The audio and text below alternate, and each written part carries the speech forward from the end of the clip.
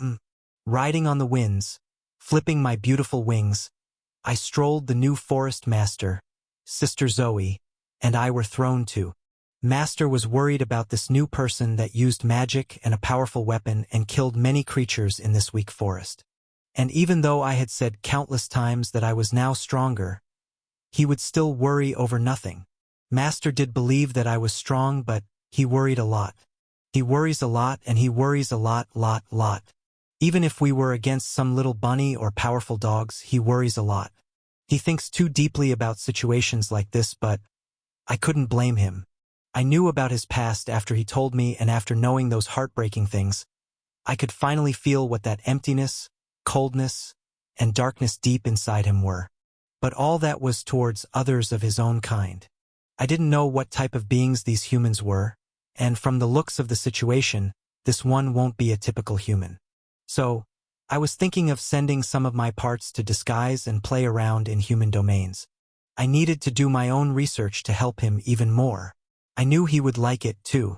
I felt useless every time he locked me in my mark to protect me, and my little heart would break every time I felt that soul-piercing pain he would suffer.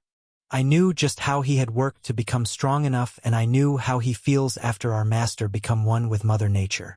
I was his partner and I could feel his emotions. When I was born in that deep forest with vitality that I could never compare to anything aside from our home garden floor, I believed I would never find the right being to serve. I was on the verge of death, and in my final moments, I met the one that was far more than just a small word like perfect. The moment our eyes met, I knew it was him, and so was our journey until now. We had played all the time we could, and he was the best creature I had seen.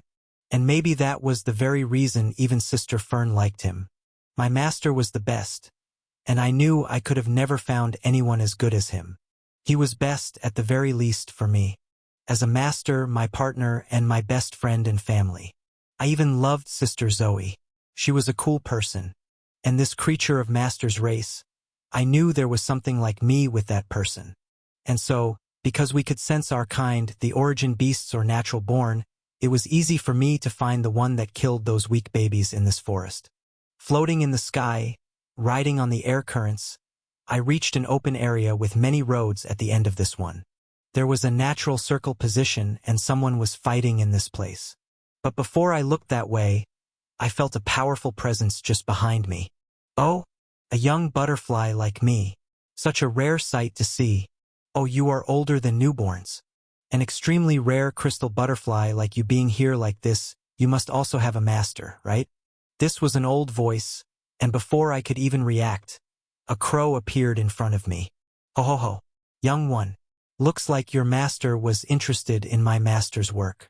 Worry not, she is just playing for now. It is really difficult to find something when you desperately need it, right? Let's go down and watch her for now. You look interested anyway. I knew this old crow grandpa was powerful, maybe as much as me from the movements just now. He was right, though. I did want to watch this new human playing with that cute teddy-like creature. And I could feel admiration rather than any kind of hostility from this creature. Yes, let me tell my master, and we should watch her play with that silver teddy bear. I answered like I always do, and this reply made this pure black crow with beautiful pink eyes smile. His eyes looked somewhat like my master's aura, but his version was far better and furious than this one. I can call this one a baby dark pink compared to his beautiful fairy pink flame aura. With a nod, we flew down and sat on a branch and watched her fight the teddy bear with her special scythe. I knew that kind of weapon and it looked precious.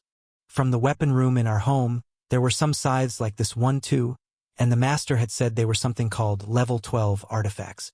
The highest level of artifact one craftsman could make. It looked beautiful too, and I liked that moon-like blade. Looking at this weapon instead of the fight, I called my master and shared the scene I was seeing. Master, this was the one to clear all those small beasts. I'm with this old crow grandpa who also is an origin beast like me, and he called that person master. So, it looks like that person fighting the teddy bear is also someone with an origin skill. And she looks to be playing with that bear, so that person is definitely strong. With that, I showed Master the view of this whole place through the different clones in the air. He called these abilities of mine high surveillance, but I had no idea what that thing was even pronounced as. Well, I didn't need to know that useless stuff. It is surprising to meet another Origin user in these woods on the same day we came out of that hell. Well, this is actually a good thing. Making acquaintances with strong and probably influential people is always a good thing. Her mastery over her weapon is definitely well taught, and she has practiced diligently. I can tell even from here that, if she wants it, she can kill that weird-looking Teddy with ease. Well, I should have some fun too. Seals, let's just wait until she takes her sweet time to finish that one. We are still far away, so it will take a bit of time for us to reach there. Well, I like those professorial movements of hers. She definitely has an attractive fighting style. It was my first time seeing the master compliment someone other than us, and it was definitely not because this was the first human he had seen. It was my sister Zora's first time seeing something like another human. Not his. And I knew just how high his standards were for all things. His complimenting her in those normal words definitely meant she was a very strong person. But were humans different from person to person? Why does this person who Master surprisingly recognized as a female feel so different from him? I do not think it should be like this, or were humans really that much different from each other? What are you thinking too deep about, little child? If it is about my master, then what you feel is right. Not everyone can be like her. She is a special one among humans. The Crow Grandpa's answer was heard by not only me but my master too, so it got him thinking all of a sudden. But before we can go too deep into things, we heard a roar of this teddy that strangely attracted some smaller teddies of different colors in the area. Oh shit. Seals looks like she will need help after all. Master worried a lot, and this was one of those times. Okay, Master. Just tell me what I should do. These all teddy bears were just big. They weren't even as strong as the brown rabbit Master once faced or the piggy we fought a while back. Well, my master was a strong one, and with the addition of little Asta and big sister Rana, he was far stronger than this lady. Well, he was still not strong enough to use big sister Rana, but for weak beings that lived in this weaker vitality land, his normal bow and arrows were enough to obliterate them. Her movements were well practiced and refined with a long time of practice. From the way she moved, held her fabulous weapon with her strong but slender hands covered by gloves to her sharp eyes. She was wearing a hood, so I did not know her appearance, but I could see her shining pink eyes. It was a darker pink, unlike my fiery pink aura, and from the way she fought with a strong, green, ranked creature, I could conclude some things. 1. She wasn't human, and there was no way in hell she was a human. That sort of mastery, precise control of the weapon, high strength, that superb mastery of magic and her special spells of water and darkness. 2. No human could have that much polished mastery of the weapon they wield, and the high experience could never escape my eyes. Though I can't use my blue eye from this distance yet, I knew she had absurd stats like me and that she was a lot like me. But there was no way in hell I would meet someone trained by a divine beast in a place I fall after using the gate, right? So, the only answer to her marvelous weapon wielding would be her being of a different race. I knew from the way she talked to this teddy bear with sword-like nails and heavy armor body that she would be around my age in human years, but her mature voice was proof enough for me to tell she was old. Well, lolies existed, but I would never call someone that without knowing about them. That would be disrespectful to a truly powerful person. Not like that hot bee. She was just a perfect girl. As for the current situation, thanks to my master, I could call my basic archery skills polished to the core, and that was the moment for me to learn something of my own. I knew I had talent unlike anyone, and sticking to just one style would have been a waste of this particular talent. And so, I concluded on 6 ways to use my bows and arrows. Long-range shooting, where I hit the target far away from me with different techniques. Well, I can kill the targets at a ridiculous distance while using the 3 powerful energies I had, and that was one hell of a show to watch. Short-range shooting, in spars or the so-called PvPs, this type would be highly useful, and this was the most I focused on my own. Fencing with my arrows. This whole style's credit would go to my master, and without her, I knew I would never have learned something so cool. And even though it would be swordsmanship, the arrow aspect changed many things because I can just throw it midway while still engaged in the fight. Pure magic archery. It was the coolest type I can use, but that one used a lot of energy to properly last. So that was my trump card, and I knew it was the coolest type for me. Pure physical archery. Again, this one's credit would go to Master, as she had taught me the most basic things, like holding the bow and arrow and standing while shooting those arrows in different ways. She dug those basics in my bones, and I could never make a mistake in that one. Different from other archery where I would use magic, this type was solely focused on a simple bow and arrow, nothing else. Just simple archery that utilized the full potential of my physical body, and this was my favorite type because I can be in the zone the most time while using this one. And I loved that rush. Anyone would love it. Arrow throwing. Just like what I did while killing that pig, I can use Asta or any other arrow as a javelin and throw it with the power that can rival even high-tier spells. This one was as complicated as pure magic archery, but the results were quick and I can use it anytime in the fight, so it was some of the most effective ones. This was the archery I created, and there were different techniques in these 6 forms that I used, modified, and recreated to suit me perfectly. Well, that was it, and from the looks of it, she also had her own style of handling the scythe. It looked polished, and I could see she had as outstanding talent to handle that big scythe as Carla had with a sword. That sister of mine swung great swords like they were nothing, and I was confident she had greater strength and physical stats than me. Not that stats would matter against me now, but she was stronger than me if we saw in the physical aspects. I liked this person's style, and I acknowledge her ability as a magic scytheman to be the greatest I had seen. Well, she was the first human I had seen in 6 years. What else would I think? And on top of that, she had an origin skill just like me. Haha. It was laughable just how similar we were, and if she was someone from a high noble family that was neutral in the Empire, I would say she was the actual protagonist of this novel. And she also had an origin beast as her companion. An old one at that. From the way Seals and I could see, this old crow was truly a strong beast, but the only thing that was different between him and Seals was that he was strong but older in comparison to Seals. She had a lot of room to grow, and she was just some years old for all that mattered. She was the same age as me if I wanted to say in mental terms, and just from how cheerful she was, I knew everyone would just love to be friends with her. Just like this old crow with gorgeous eyes. I wanted to quickly go there and check their status windows, but something came up while she was done playing with the beast. From what I knew, when an energy beast that can use natural berserk goes berserk, the chances of finding the core from them increase significantly. And she was definitely doing just that by provoking the beast like that. Well, though she succeeded, the beast she was fighting used a crowd-gathering skill.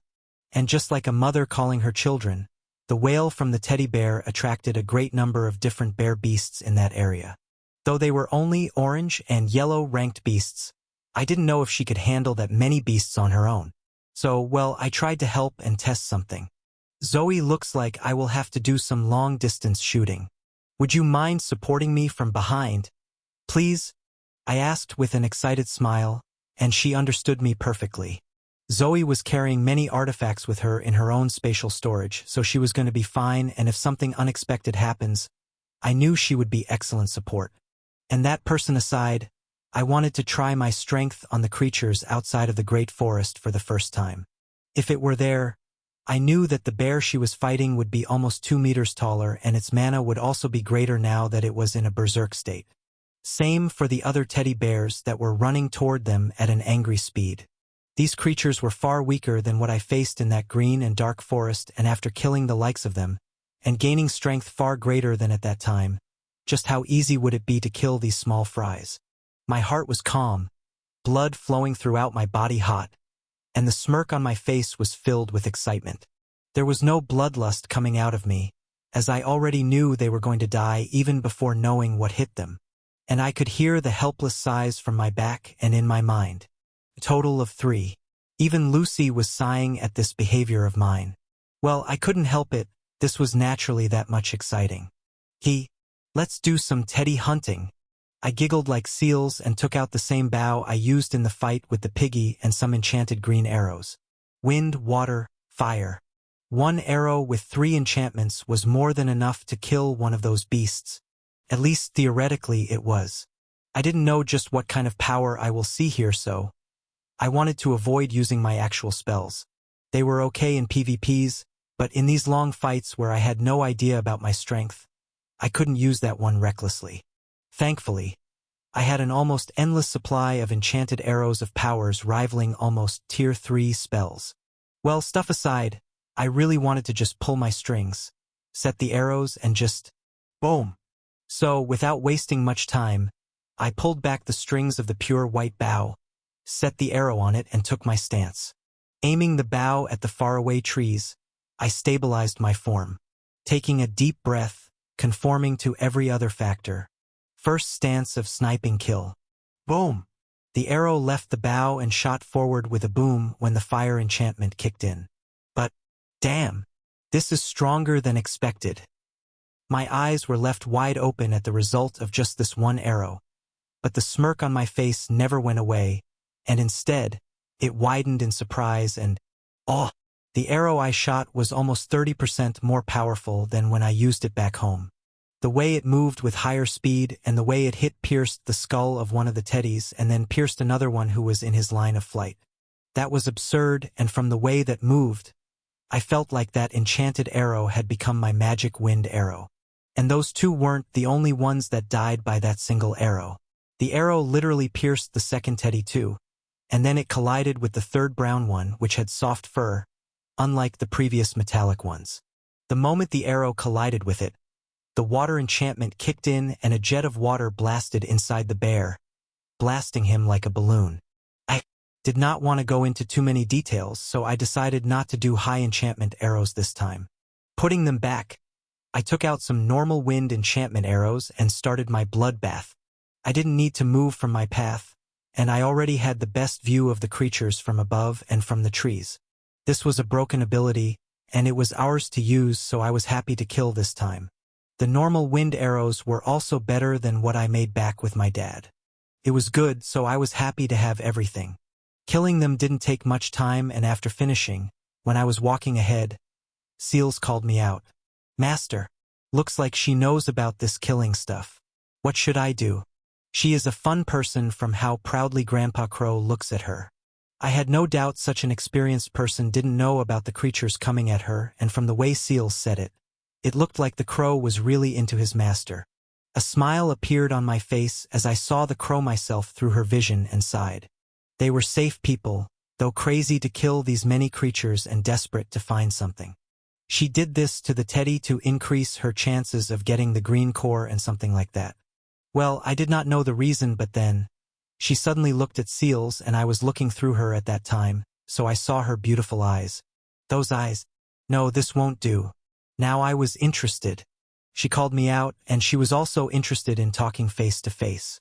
Well, before I go to her, I had to pick up my hunt. Can't just give away what I killed with much difficulty. I also used too much to kill them. The resources were precious even when I had too much. Well, anyway, Zoe and I moved forward, and at that very moment, she asked me my luck stat. What was my luck stat again? Yes, 81. I answered, and a shocked voice replied from the other side. "Get your ass here this instant, dear sir. I might have to reward you if you manage to get that absurd luck to work." Her voice and emotions were pure, but her words weren't at the very least. Well, words were words. I didn't mind them at the very least. This person might be helpful to me, or I can at least make use of this favor. "It's okay, Zoe. It will be fine, so don't worry." I patted her head, and she calmed down. She had never met with any other person. Well, she was 2 days old if I had no say-so. Being hesitant and fear was normal, but I knew she will be just fine. "Okay," she answered, and we started walking toward the place the bear corpses were. With our mobility, it was easy to collect everything quickly, and after some time, we reached the place with the person of interest. "Hey, aren't you young to be that strong?" Or, "Oh." Right now, my hair and eyes were black, while Zoe had black hair and her special blue eyes. And I knew there was no way this person could see through Seals' skill like that. This person was covered by a robe, and that was a level 9 artifact. My normal appraisal was unable to see any information on a strong person, and I had yet to know anything about her to be able to use my blue eyes. That was its limitation. But She looked at us with her eyes shining with bright pink light and, at that same time, I heard Lucy's voice. A mental energy-related unique skill has been used on you. The skill level is very high-ranked, activating automated defense mechanisms. Initiating scan, understanding skill, gathering data of the caster, skill understanding complete. Information on caster has been gathered. Unique skill, Eye of Truth. A high-level unique skill has been successfully countered. Master, your intelligence stat has increased by 1. Holy! I couldn't help but wonder what I just heard. And even more surprised was the person before me. What the hell are you? She asked and pulled her hood back, revealing her face and the fabulous eyes I had been seeing for a while. Lucy had just said something like an automated defense mechanism. And it was definitely something like a mental barrier that prevents the use of appraisal skills. And from all she said, I knew this person with a unique skill that even Lucy considered very high level was no ordinary person. And after looking at her true, actual appearance of no disguise, I knew she was far more special than I could think. What are you gawking at, you bastard? Just what kind of mental barrier do you have that even my eyes of truth can't see through you? And you aside, what the hell is that person I can't even activate my skill on? She shouted while cleaning the blood tear that glistened down her clear cheeks. With short, purple hair, eyes that can enchant others, and a mature but young appearance, she stood before me. I didn't know anything about this person, but I knew one thing from the way my heart suddenly started beating faster. She was angry. Her eyes turned angry, and she took off both her gloves as I hid Zoe behind me. I think there is some misunderstanding, and even before I can speak anything, she shot towards me with the scythe in her hand and a serious expression. Damn! Without hesitation, I, too, took out Asta and defended myself from this ferocious attack that definitely had the intention to wound. Aren't you fast, dear? She asked and without stopping, swung her scythe diagonally. There is some misunderstanding, miss. I tried to say again and blocked the attack while covering Asta with mana, but she didn't stop attacking. She was serious, and I could see her face up close now that we were face to face. She was definitely my ideal type, but right now, there was thick bloodlust oozing out of her. And most of all, there was a smile on her face, an excited one, and the exact same one I had some moments ago. I now knew what was going on in the head of this powerful person. Crow Grandpa says she is at it again. Master, I think I like this lady. She's just like you. I could hear the helplessness-filled sigh of the crow, and I could also feel the rush of excitement she had right now. This psycho person before me loved battling against the strong. Not that I didn't like it, but I was more careful before picking the fight against a strong opponent. And before someone like her, suddenly fighting like this didn't go well with me. If I didn't know anything about my opponent, there was no way in hell I would even spar with them. And a fight that involved true bloodlust was definitely a no-no. But I should thank Lucy once again. Origin skill, 3 eyes. For a quick second, my eyes turned blue, and I knew she noticed that split-second change. But she still continued slashing her scythe at me like a reaper of death, and I just blocked, redirected, and avoided the attacks. I knew hot-headed people like her would just fight like berserk, but this one was different from them. She was calm. So calm I could feel her calm heartbeats just like mine. Her eyes were quick and sharp, and observed every single movement of my body. She was finding openings in my nigh-perfect posture, and she actually found some and masterfully exploited them. This fight was fast. So fast that even after Zoe moved away with Seals, we were focused on each other and had exchanged countless blows. I could feel her emotions at this moment, too. Emotions of an opponent and someone who was enjoying something after a long time. And well, I expected it, but she was actually more than anything normal. And this damn girl was stronger than me. Name, Raynell. Age, 123. Race, witch. Strength, 141. Dexterity, 135. Stamina, 132. Magic power, 139. Intelligence, 136. Luck, 21. Charm, 69. Skill. Eye of Truth, Air Steps, Quick Reflexes, Master of Disguise, Potion Brewing Touch, Poison Resistance of Belinda, Old Magic, Hyper Magic Detection, Storage of Brass Coin, Dismantle Corpses, Set Trap, Speech of Enchantment, Kiss of Amnesia. Origin Skill, Maiden of Dusk, Intermediate Mastery, Chains of the Fallen Knight, Stage 1. A Shadow's Travel, Stage 1. Clock of Walk, Stage 1. You have a beautiful name? I mumbled blankly while avoiding an attack as I saw everything on her status window with amusement. What was this? Not a normal person at the very least. Those stats, those skills, those origin skills, her age, and everything else. What the hell had I fallen into? Damn. I cussed with disbelief and looked at her, who suddenly stopped attacking. There was a blush on her face, and for some strange reason, my heart started beating faster than normal as I looked at her face. What was happening here? What did you just say? She asked with an embarrassed face, and I wanted to laugh at this moment. But she picked herself up quickly and put back her weapon with a sigh. Thank God. I also sighed and put back Asta. She took a deep breath and calmed down completely. After that, she also removed her hood and I could see her whole figure. No question that the figure was too perfect to be real. Oi. Less staring and more speaking, she said, and I blinked at her. She actually had a cute face, if I said myself. Well, not that it was special or anything. Not when I had lived with a celestial creature like Grandma. This surprised her even more, and she suddenly got close. Too close she was in my face. And my hand instinctively stopped her, like really stopped her. HM? Hey? I'm definitely stronger, she shouted, and I had to hold her with both hands.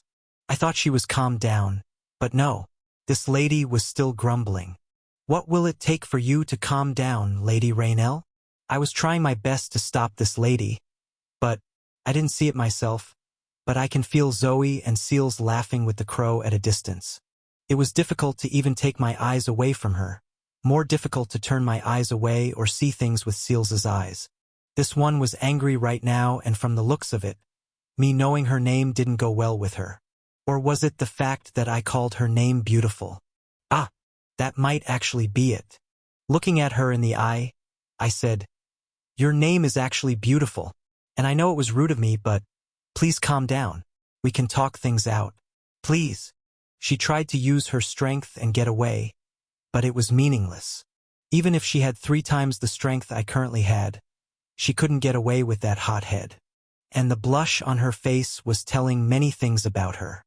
After 5 minutes of relentless trying that created a 1-meter deep crater below our feet, she finally calmed down. "You saw my status window, didn't you?" she asked hesitantly, and I finally sighed. This one was more difficult than Zoe. Oh yes, what were those 3 doing? Now that she was calmed down, I looked through Seals's eyes to see what was going on with our familiars and my little sister. And, hey, what's this? I shouted in my mind as the image of the crow and Zoe eating some cookies entered my mind while Seals was eating the light of a tea-flavored flower. Those 3 traitors were enjoying this fight. "Hey, answer me," she asked again with a hesitant voice, and I came back here, deciding what to do with them later. I didn't know the crow, but those damn 2. I will see them. Looking back at this gorgeous one, I nodded truthfully. I don't like fights where I don't know anything about the opponent. And you, I know you are stronger than me, in terms of overall skills and stats. Maybe experience too. It was surprising just how many things we had in common, but she was definitely something when she was embarrassed like this. "It's cheating," she mumbled under her breath, so quiet I missed what she said. Looking at her, I asked with a straight face, "Padrone, what did you just say?" "It's not fair, you idiot. I can't see your stats with my eyes of truth, but you can see my whole screen. And you even saw my age, didn't you?" She was shouting at first, but then, when it came to age, she became shy again. "Well, I know witches live far longer than humans. And on top of that, you also have a different perspective of time than any other race that lives longer. Though it is my first time meeting one in person, in the end, Age is just a number, and the longer time spent in this world, the higher experience. Looking at me with confused eyes, and shook her head at those words.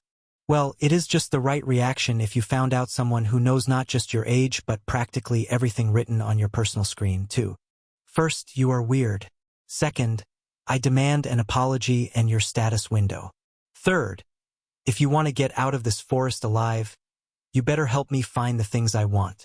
I didn't know where the hell that come from, but it looked like she was finally calm. And so, with a nod, I first walked out of this damn crater, and our dear, beloved, lovely companions were still having their tea party. And as the image of her crow eating a crumble of cookies entered her eyes, she vanished from her place and reappeared under the tree, most likely using her high mobility skill. You damn crow! Someone is having a fight with your master and you're eating? She shouted so loud even my ears started ringing. But the old crow didn't mind her at all. Forget her master. The crow was looking at the cookie crumbs that went flying away from him with dissatisfied eyes. Hey, don't be angry. Eat this. Zoe wasn't affected by her ear-piercing scream and just normally shoved her cookie in her mouth. That were Grandma's special chocolate cookies, and there was nothing like them in this wide world. I can write it on paper if someone wanted. We had a limited number with us, and she just wasted a part of it. It was natural Zoe would be angry at this one, and the way she shoved that cookie in her mouth was a sight to behold. Whack do you think you, Rainelle tried to shout in anger while looking at her butt. After seeing the calm and sweet smile of my little sister, and feeling the divine taste of that small cookie, her mind was blown away. Holding the cookie half in her mouth, she took a bite and chewed down on its perfect texture. Its taste was sweeter than even the natural honey I had, and I was in love with those cookies. And that was the reason I didn't share mine. Zoe also loved them, but not like me. She loved the tea leaves Grandma served with these cookies. The same ones that we drank on our last day. I knew she would never share those with just anyone. The cookie did wonders for her, and she was fallen into a land of bliss. She ate her cookie with that blank and blissful expression, and when she was finished, she looked at Zoe with an unsatisfied expression that wanted more. No, you shouted at us. Bad big sister.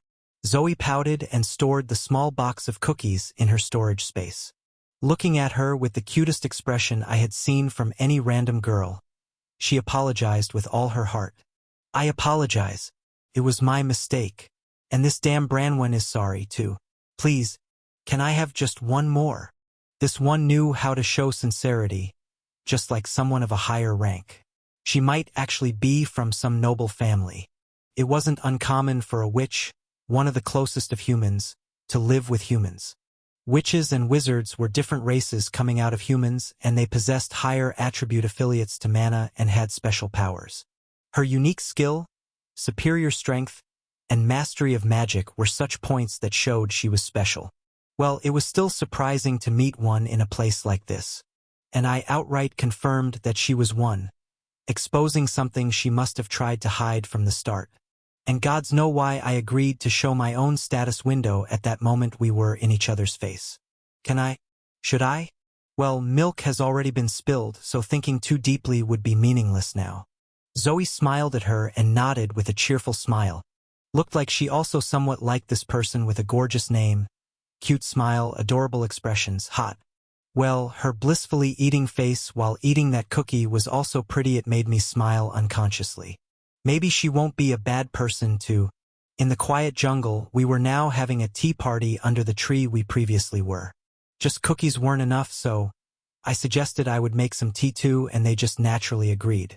Well, time passed and now it was late morning, and the sun had started going towards our heads. The tea was ready, and we had set up a picnic cloth, and God knows why, but I also took out a picnic basket with some sandwiches and fruits. All things considered, the sight of that steel bear with a ferocious look looking at us was somewhat hilarious. Her chains that looked pure like night were perfectly restricting the teddy, making him unable to even move an inch. It hasn't been long since we met, and from what I could tell from her carefree attitude, this origin skill had a long duration. This was my first time meeting someone who had an origin skill in person. Master was an exception there, so this was the first one. Not only was she a witch, but she was also a Tier 3 mage and Rank 3 knight, something similar to Carla, Alf, and me. And that wasn't all.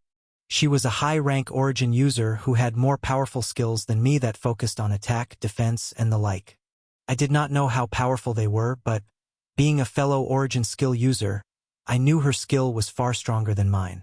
Well, my skills were focused on aspects other than fight, but if I said so myself, my skills were quite strong. From the Sun's Blessings passive use to Lucy and even Whitecrack.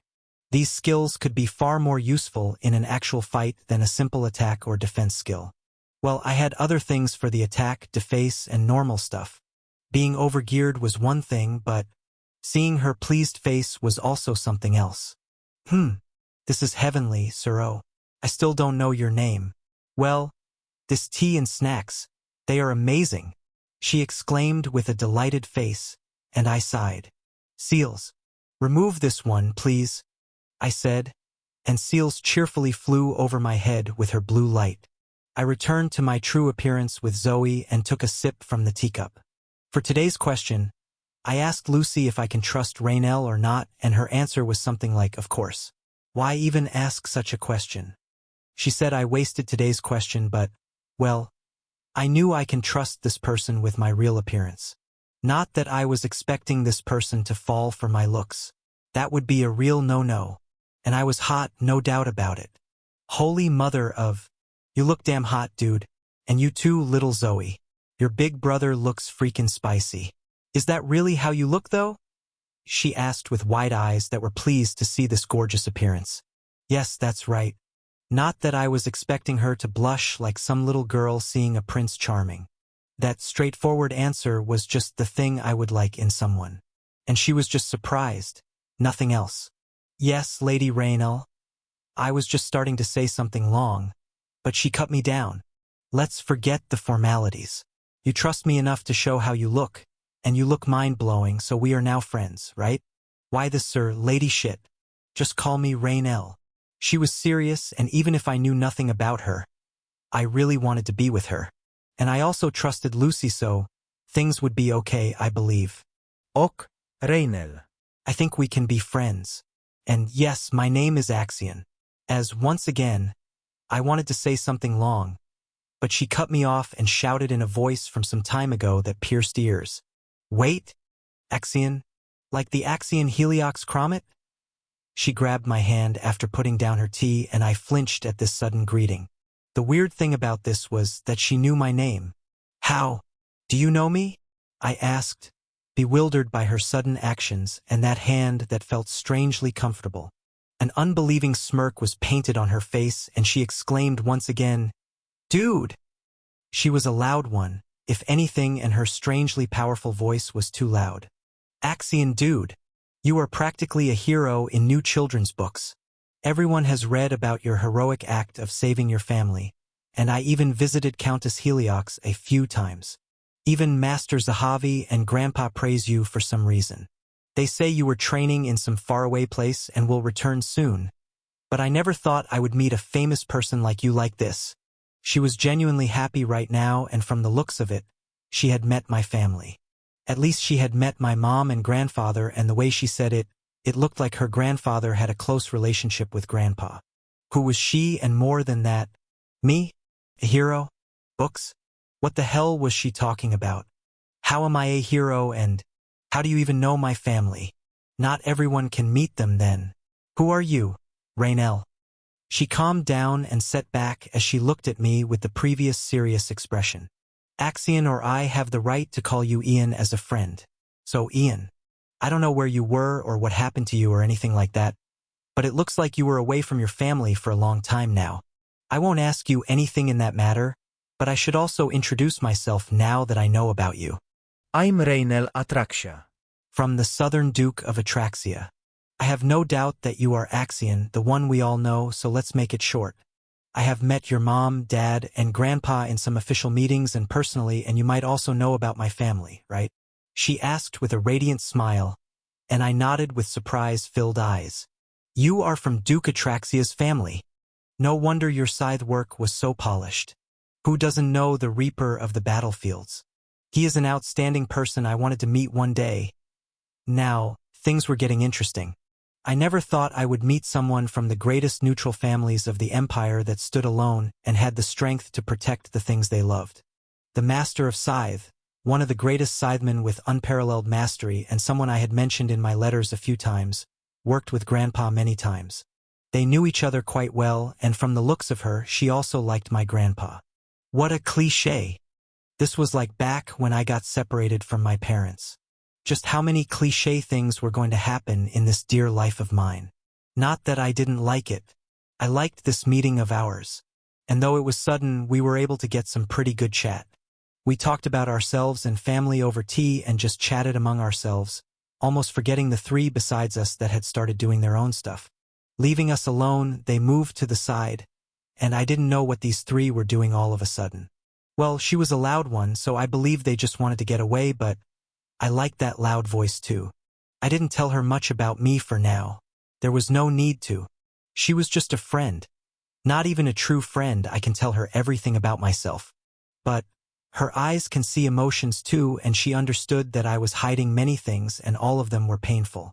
She was a smart one that didn't ask unnecessary things that I did not want to tell yet. Well, I trusted her, so that was enough.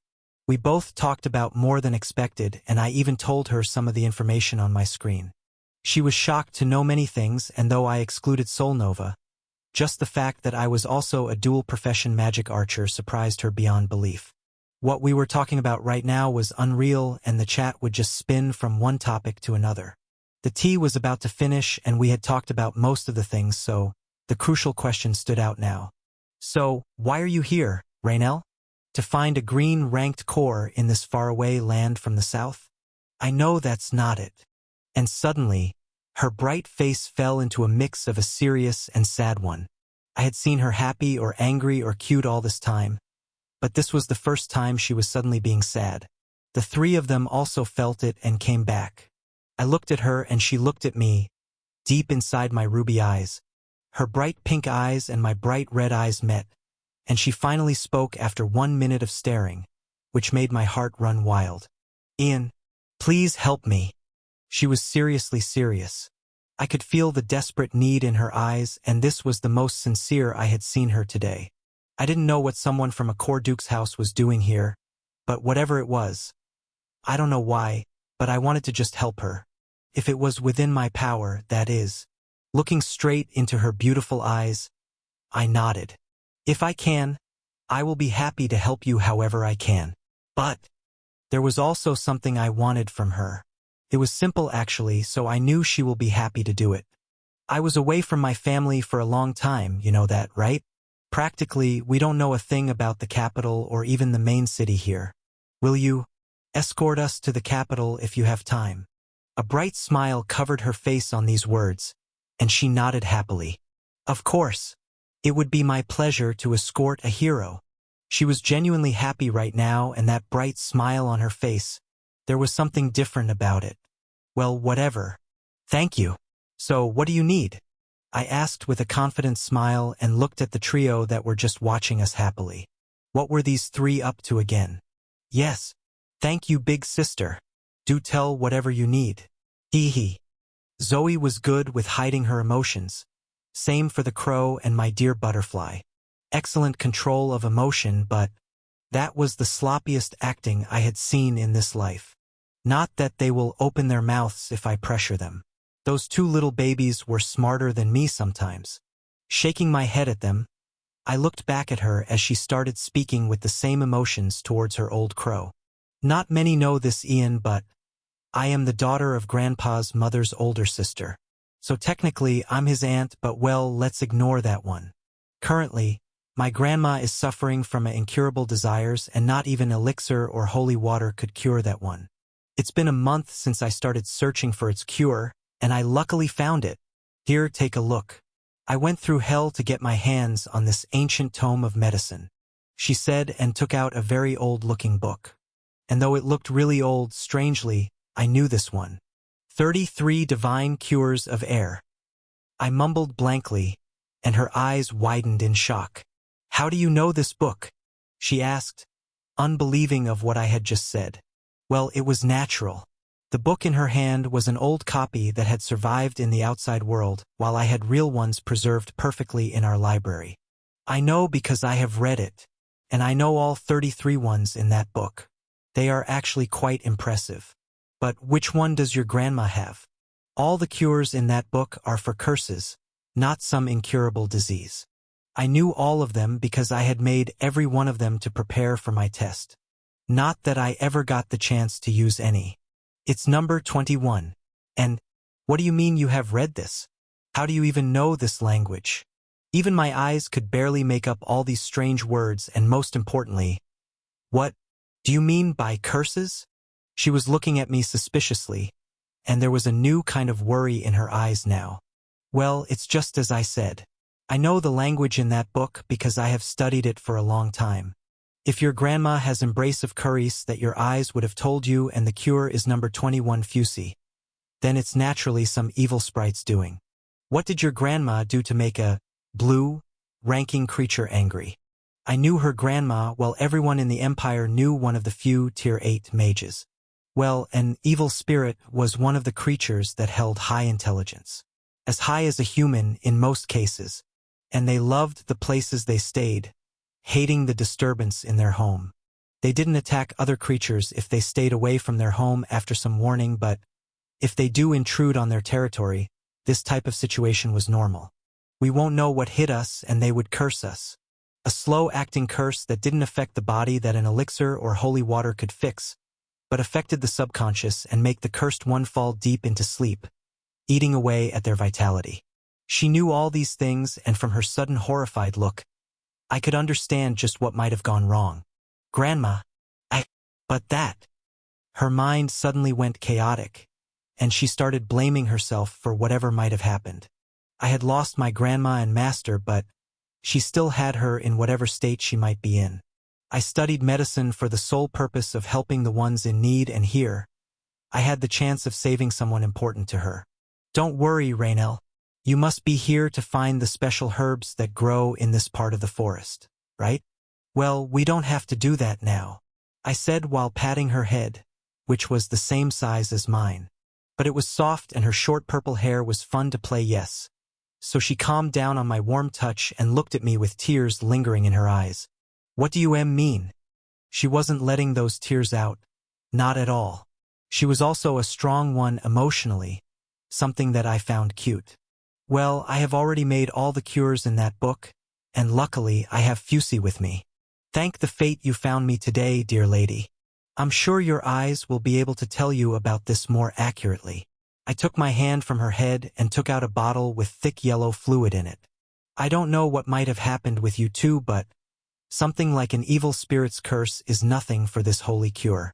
Even a noble demon's curse would be ineffective against it. And I'm quite confident in my medicine-making skills, and that's something I'm more proud of than my archery. Brushing off the tears from her eyes and making my goal of seeing her blush once again true, I sat back down and looked at her warmly. Her ability as a witch to see the truth was something more amazing than I could think, and I knew it from the fact that Lucy acknowledged this ability. She looked at the bottle with her eyes shining with dark pink light, and while she was at it, I turned my head and looked at the trio that was looking at us warmly. All three of these bastards were acting so still that I wanted to think they weren't here at all. But I knew they were here. I knew they were enjoying the show between us and watching such warm scene with almost teary eyes themselves. These f***ing bastards. Get ready, you two, it won't be easy. I smiled at my two partners, and that smile, that signature happy smile that we all knew, made them flinch. Seals was sitting on Zoe's head, while the old crow was resting in her hands comfortably as she stroked him gently. Damn old bird. It also understood this smile of mine that was directed at all three of them and not just two. Even if he was her companion, there was no way in hell I was. Holy heavens! What the hell are you, you bastard? She shouted in her loud voice, and those three were freed from my sharp eyes. This was their lucky day if I said so myself, but why the hell was she so loud? For nature's sake. I was sitting just before her, and she was shouting her lungs out, cussing at me out of nowhere. I looked at her to see just what made her forget the sorrow and grief and shout like that. And when my eyes fall on her, an excited face full of pure admiration, envy, and respect entered my eyes. Fusi, a divine cure created with the best ingredients and exceptional mastery. The perfect cure for the incurable illness your grandma is suffering. It also has the effect of instantly returning the vitality of the body to its possible peak. A true miraculous medicine that can cure many incurable illnesses or curses. A master genius has made this with long, tiring efforts, so I advise you to thank them properly. This was my first time seeing my quiet skill that didn't even say much after seeing the scythe my grandfather gifted me act like this. Not only it was praising this bottle of potion highly, but it also said to thank the one who made this. I had no words to express my gratitude to this special person I met by chance in this forest, but now I was glad I met him. It has been a long time since I and my grandma came back from that dungeon. There were no signs at that time, and I knew there was nothing that would go wrong if she was with me. It was just a fluke of luck that I found that unknown dungeon in the forest near our estate and grandma, and I had cleared all the monsters inside it at that time. It was just like a normal fun day for us, and that dungeon didn't even have a guardian monster that guarded the other side. There was also nothing special about the monsters at that place, and we just came back after that. After some time, when Grandma started feeling different, we even sent squads to that place to find out if something was wrong. But they found nothing. Maybe what Ian said was true, and it was my mistake that I took her there. My skill had never reacted the way it did with Ian, and even though it didn't work on Zoe at all, with Ian, I felt like my eyes had tried to see something my mind would never be able to fathom. It was some strange mental barrier that can block the skill I was born with, and there should be nothing I couldn't appraise. My eyes have at least given me at least one detail about them before, but with him it was truly something else. He was stronger than me, not by pure stats and power, but in overall strength. His magic power and intelligence were higher than mine, someone who has lived for more than him and had overwhelming resources. It was truly awesome just how he can avoid giving away crucial information, but there were many things I liked about him. From his absolutely gorgeous appearance to the way he carried himself out to the beautiful blush he would hardly make. It's only been some hours since our meeting, but he would be one of the few people who knew that much about me. I wasn't a fool in any way, but I couldn't help but tell him more about myself. This bastard, he was more experienced in that field than me. They always talked about just how special this hero child that saved his parents from the national tragedy some years ago was, but after that, he had vanished. From the rumors, it was said that he was killed by a demon after being teleported to some distant forest, and his family used absurd resources to find him. In that process, his parents became prominent figures in the Empire, and the name One-Eyed Hunter and Golden Demoness became famous throughout the Empire. And with their name, the name Hero Axion became so famous that over the past years, many families and commoners, and even some lower nobles named their newborn Axion. Being written as a hero without wanting was quite something, but it was just a ploy of the throne to redirect everyone's attention from that incident. His name was sacrificed for the greater good shit they talked about, and the accident where countless lives were lost was buried in history. Not many know exactly what happened that day, but that shit was bigger than anyone can think. But then, new rumors that the great young hero was found after a long time or he has made contact with his family started surging. No one knew if those things were true or not, but after meeting the strong boy with gold-like hair and ruby-like eyes, I could say those rumors of his death were shit. He was more than just alive. This bastard was strong. From his mind-blowing archery to his unique way to use his spear-like arrow that was at least the same level as my scythe. He was a special person, and how we both had similar mental maturity. I knew he had been trained like no other. It didn't take a genius to tell this person was not a normal 12 or so year old boy. His strength had far surpassed humans, and he had neither the smell nor the aura of a human. The mastery of his weapon and the deep understanding he had were so thorough I felt like whoever taught him engraved everything into his entire body and soul. I knew Master Zahavi, and there was no way he would use this kind of training method. And in this empire, I didn't know if there was someone who had such deep understanding of weapons that they could use methods like this. And he was even more amazing to have learned from such brutal methods. My eyes that worked on everything didn't work on him, while his marvelous eyes saw my status window like it was no big deal. I was a witch, a far older one in actual age. My mental barrier skill old magic was some of the strongest skills I had, and it was a indigo ranked skill if anything.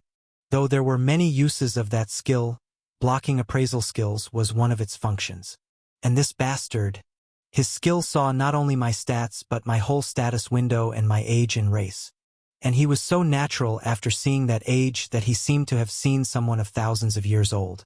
Though the average lifespan of those possessing higher energy was naturally more than 100 years, it should still be a little surprising to see a hottie like me being so old, right?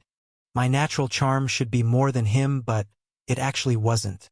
So, this boy was more charming than an old hag like me? For real? And he wasn't affected by my charm at all, like I was just beautiful in his eyes.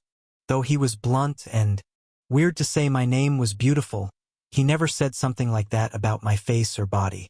I accept that he was hot, like, mouth-watering hot, and I wanted to see that strong body that held me without those thick clothes, but I wasn't attracted to him. Nope, I wasn't. Not one bit. There was no way I would fall for a child I had met for the first time and talked to for just a few hours. Nope, never. Not possible. That one wasn't happening. Well, yes, that wasn't happening. We weren't some novel protagonists in our first scene together that many people had longed to see. Those childish stories should end there. This was real and I knew it. It was my mistake my grandmother was in that state, and I will tell them everything. Go back to the place that damn evil spirit is hiding and kill it with my own two hands.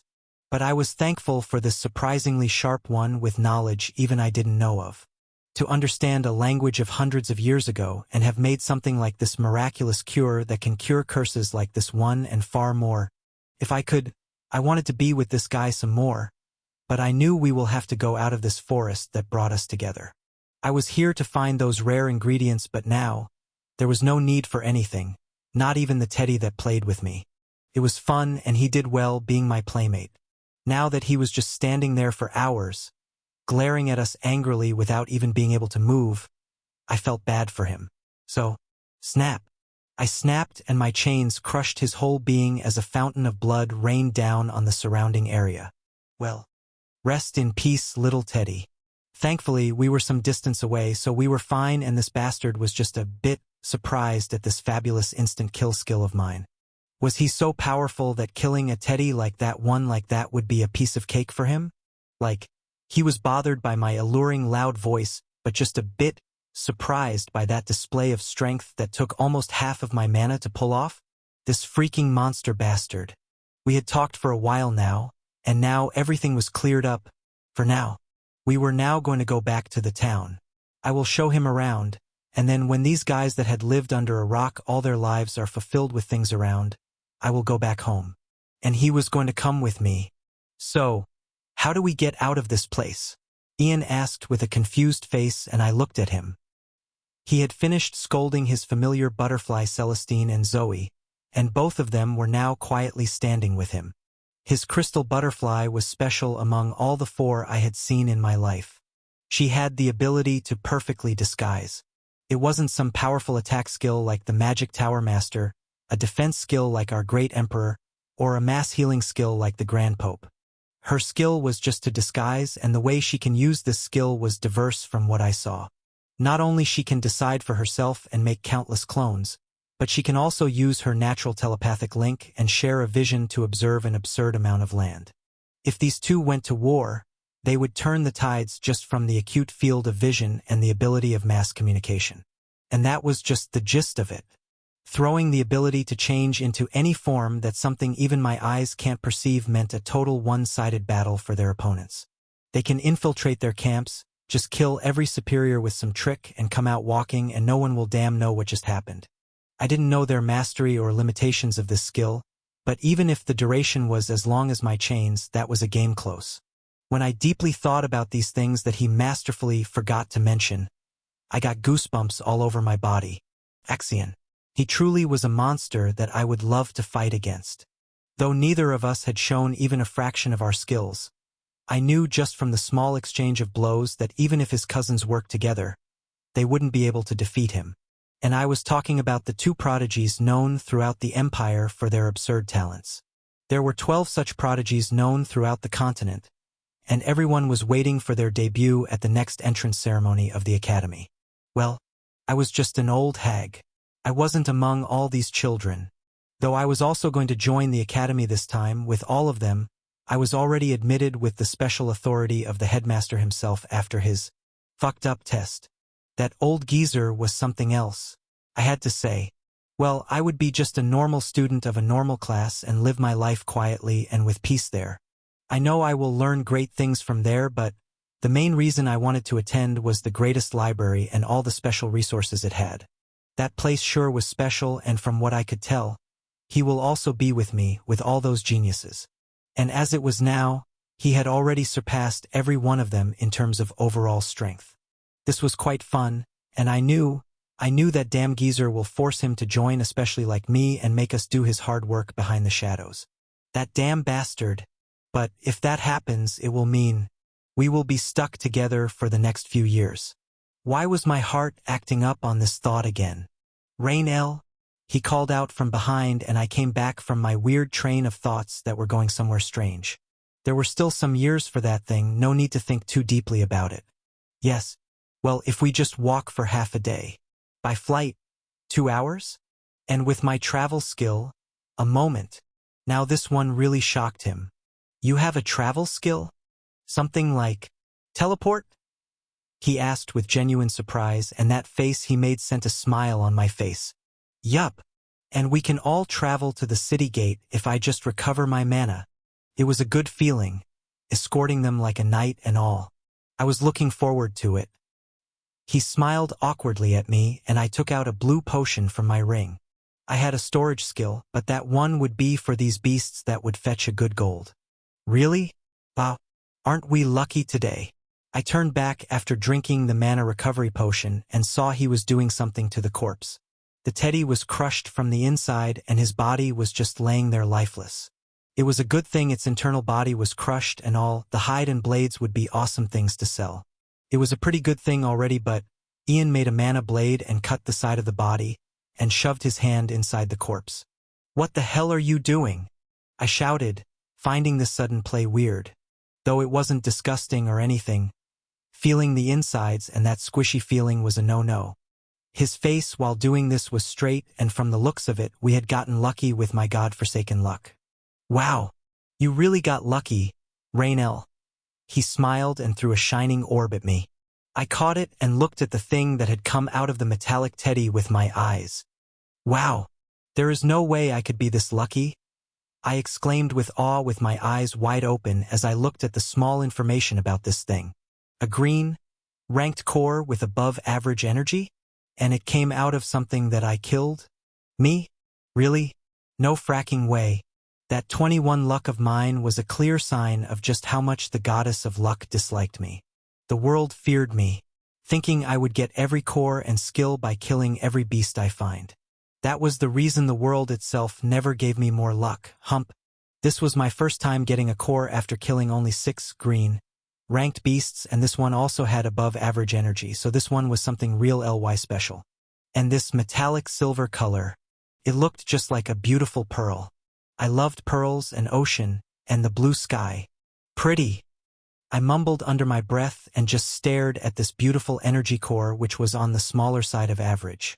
I could hold it in one hand, and this pretty thing was more attractive than anything I had seen in a while, aside from these 3 people, of course. He was mind-freaking hot.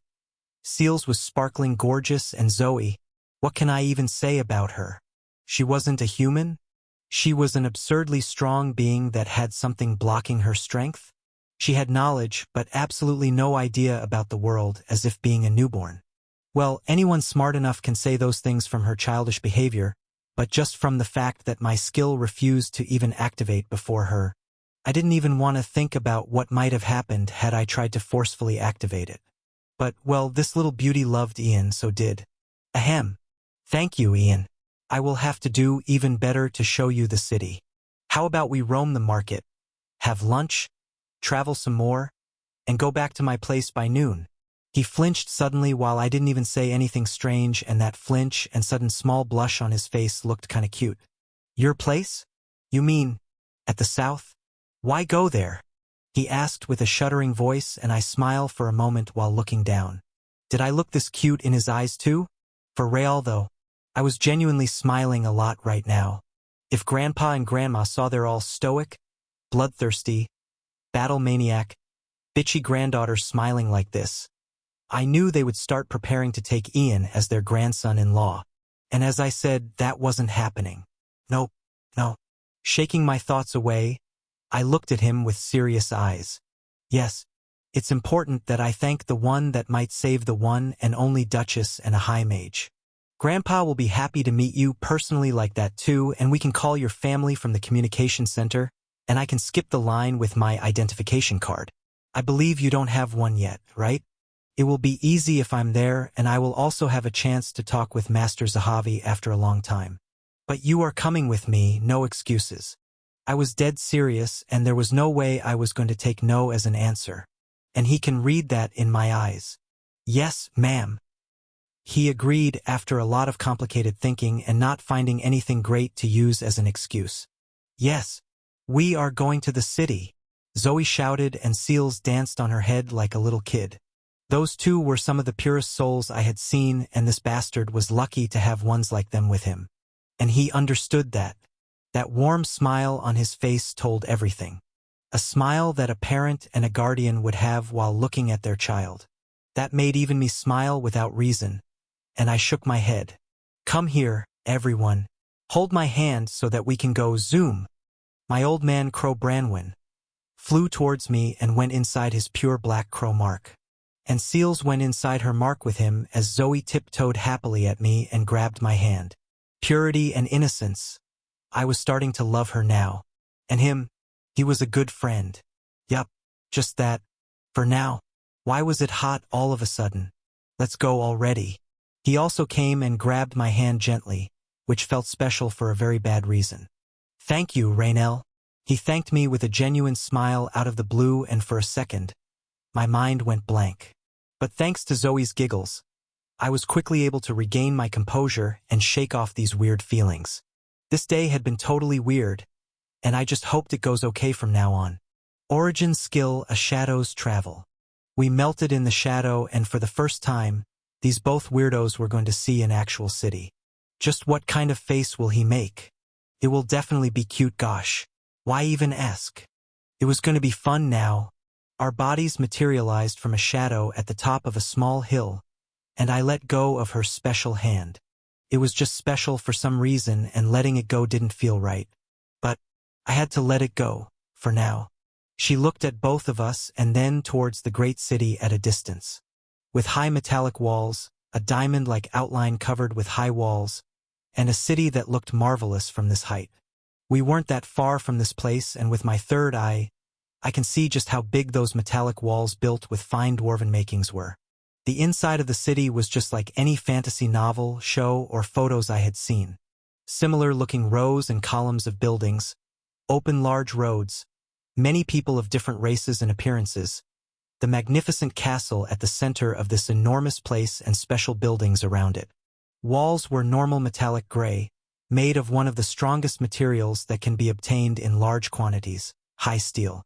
Houses of wood, proper cement and alchemical breaks, and some are even decorated with pretty-looking things and guarded with magic. This was my first time seeing a real fantasy city, and if just the main city was this grand, I couldn't even think just how great the capital would be. Wow! I come from an advanced civilization with implacable monuments and structures, so this actually didn't surprise me that much, but this little one was different. Even after having all the knowledge of the world, she was seeing a city for the first time. Those sparkling eyes that can also see far away, that radiant smile on her face, that cute look, she was adorable. Big brother, let's go. I want to see that thing, and eat everything. Big sister, let's go. She shouted with a cheerful smile and grabbed both our hands. We were back to our black hair appearance, and Raynell had her own skill that can change her appearance. Now, she had normal brown hair, and even her clothes were like every normal folk. Her eyes were black like mine, but they were lighter, and if I looked closely, there was a pink dot at the center of her eyes. There was a helpless smile on her face like mine, too, and she had taken a liking to Zoe. and I had taken. She was smart, and I knew that from the short time we spent together. And there were some things she knew had happened behind me that I had no idea about. She was angry for some reason, and she also pitied me. She was the first person I met after coming back to the human domain and, miraculously, she was as special as me. It was just a coincidence, but, for some reason, I liked it.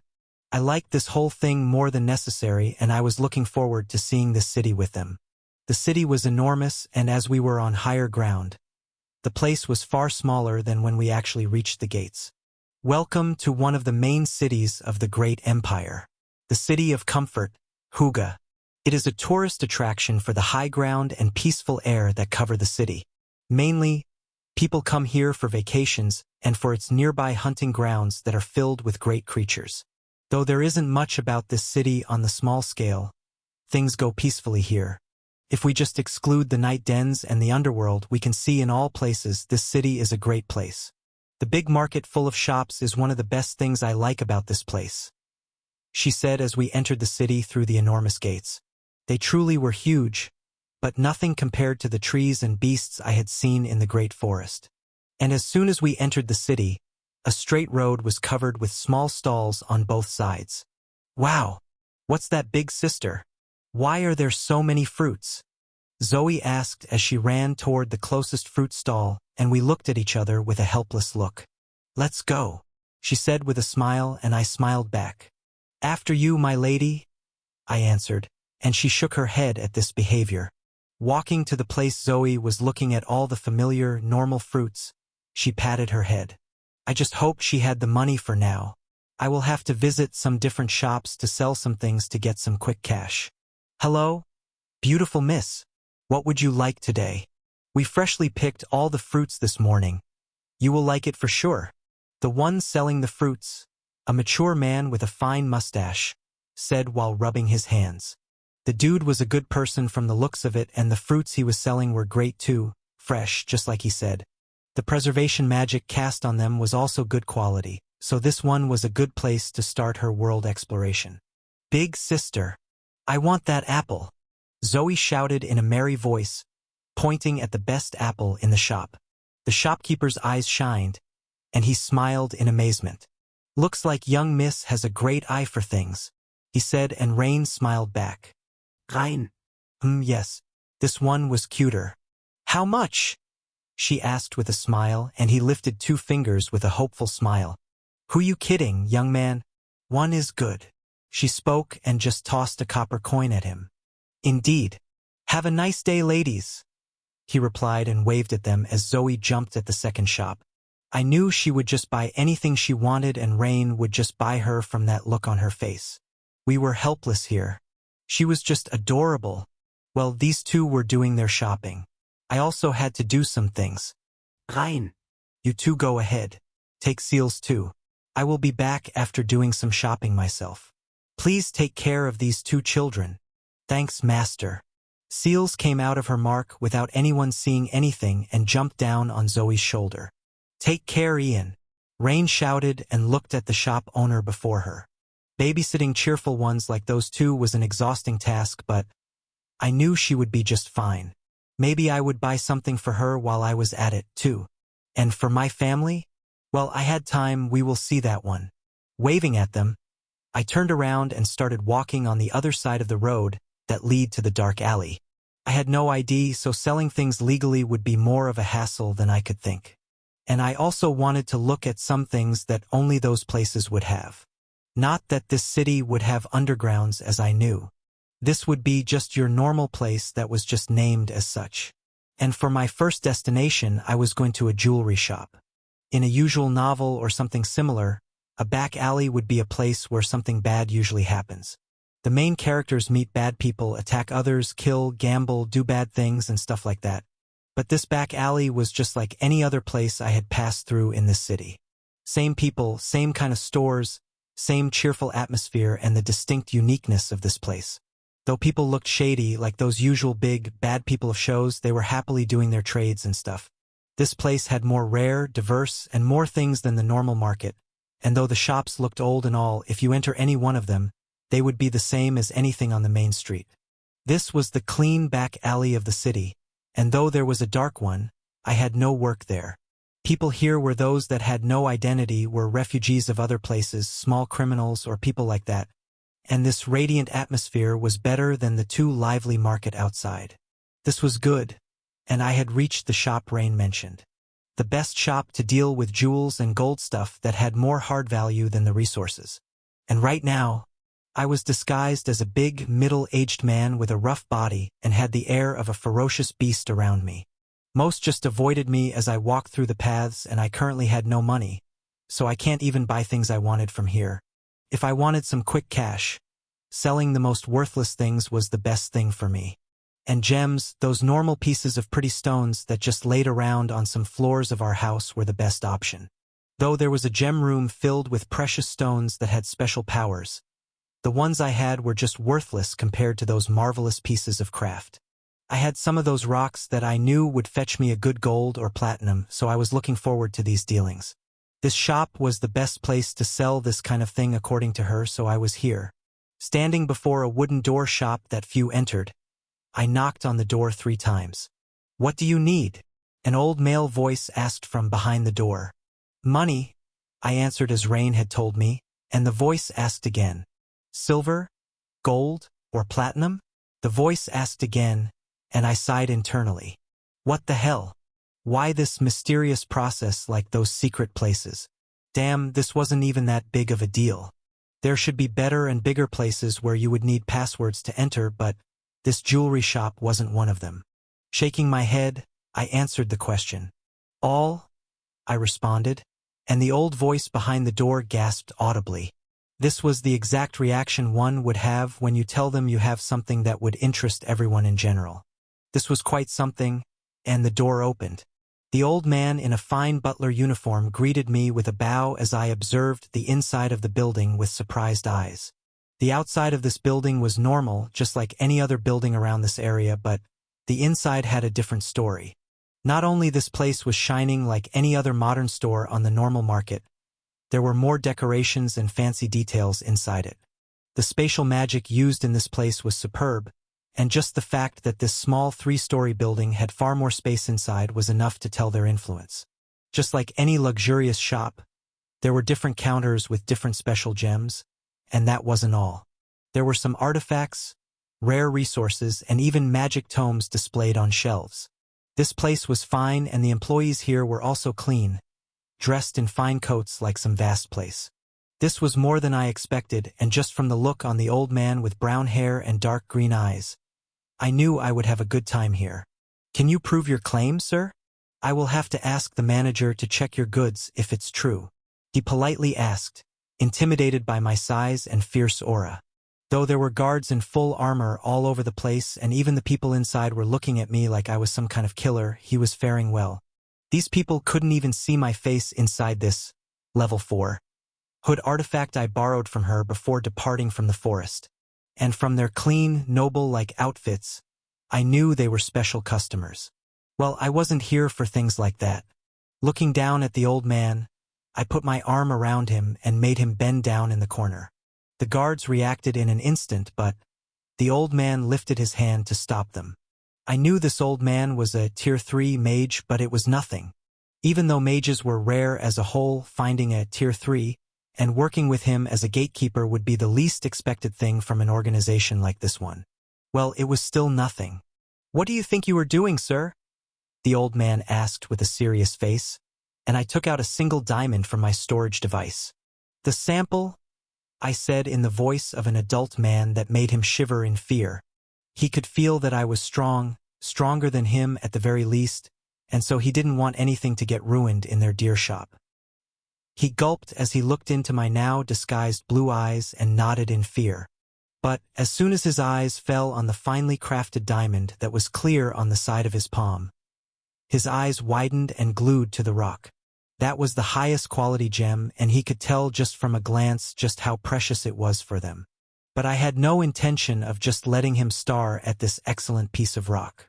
He wasn't the one I would be talking to. Storing the diamond back, I pressured his shoulders and said in a deeper voice, "Get me the highest person. I have more than one like this." He jolted his head towards me with unbelieving eyes that couldn't believe my words. His whole body was shaking right now, and his whole body was covered with sweat. His hands and mouth were shaking just from the thoughts, but he managed to utter those words with much difficulty. More. Cute grandpa. This is fun. How will the higher-ups react? Hey. I was having a blast right now, and how the whole store had fallen silent from the moment I entered was even more fun to watch. I would have shown this one to those three too, but the three ladies were doing cloth shopping right now, so that wasn't my place to observe. Not that I wanted to see Rain in different clothing. That was too childish. This was more fun than that, and how the observation devices all over this place were stopped from the moment I took out that rock was enough to tell me the higher-up was watching us. The grandpa was horrified, and I had enough fun with him for now. Taking off my hand, I just nodded at him. My eyes were still strongly staring at him, and he was barely holding himself up. Please come this way, dear guest, he said after straightening himself and receiving the orders through that hearing device around his ears. This was just a start, though. Things would be even more fun with an experienced merchant. I will do the first deal of this life today. This was too exciting, and just the thought of doing bargains and intimidating the opponent with this form was giving me tickles. This really is awesome. On the top floor of this shop, surprisingly on the 5th floor, I entered the most special-looking room. Just from the decorations outside of the room, I knew this was the shop owner's room. The catchy decorations, the fancy-looking fountains, paintings, and the statues were good, but as soon as I entered the place, I was met with even more lavish things. Whoever this owner is, he sure loves expensive things. It sure says a lot of things about them. Looking around the shiny room that practically sparkled in every corner, I sighed internally. He would be the perfect one for these shiny rocks. Sir, the guest is here, the old man said from the door and closed it from behind. I didn't wait for this person that was sitting on the throne-like chair behind his desk and just sat down on the couch before me. There were shiny things made of real gold and normal stuff that didn't attract me at all. There were some artifacts and rare gems, but these things were just okay. This shop sure was a good place, but this owner's room wasn't that much exciting. I just sat there and helped myself to the tea prepared there and the cake. Well, these were good and of high quality, but nothing like Dad.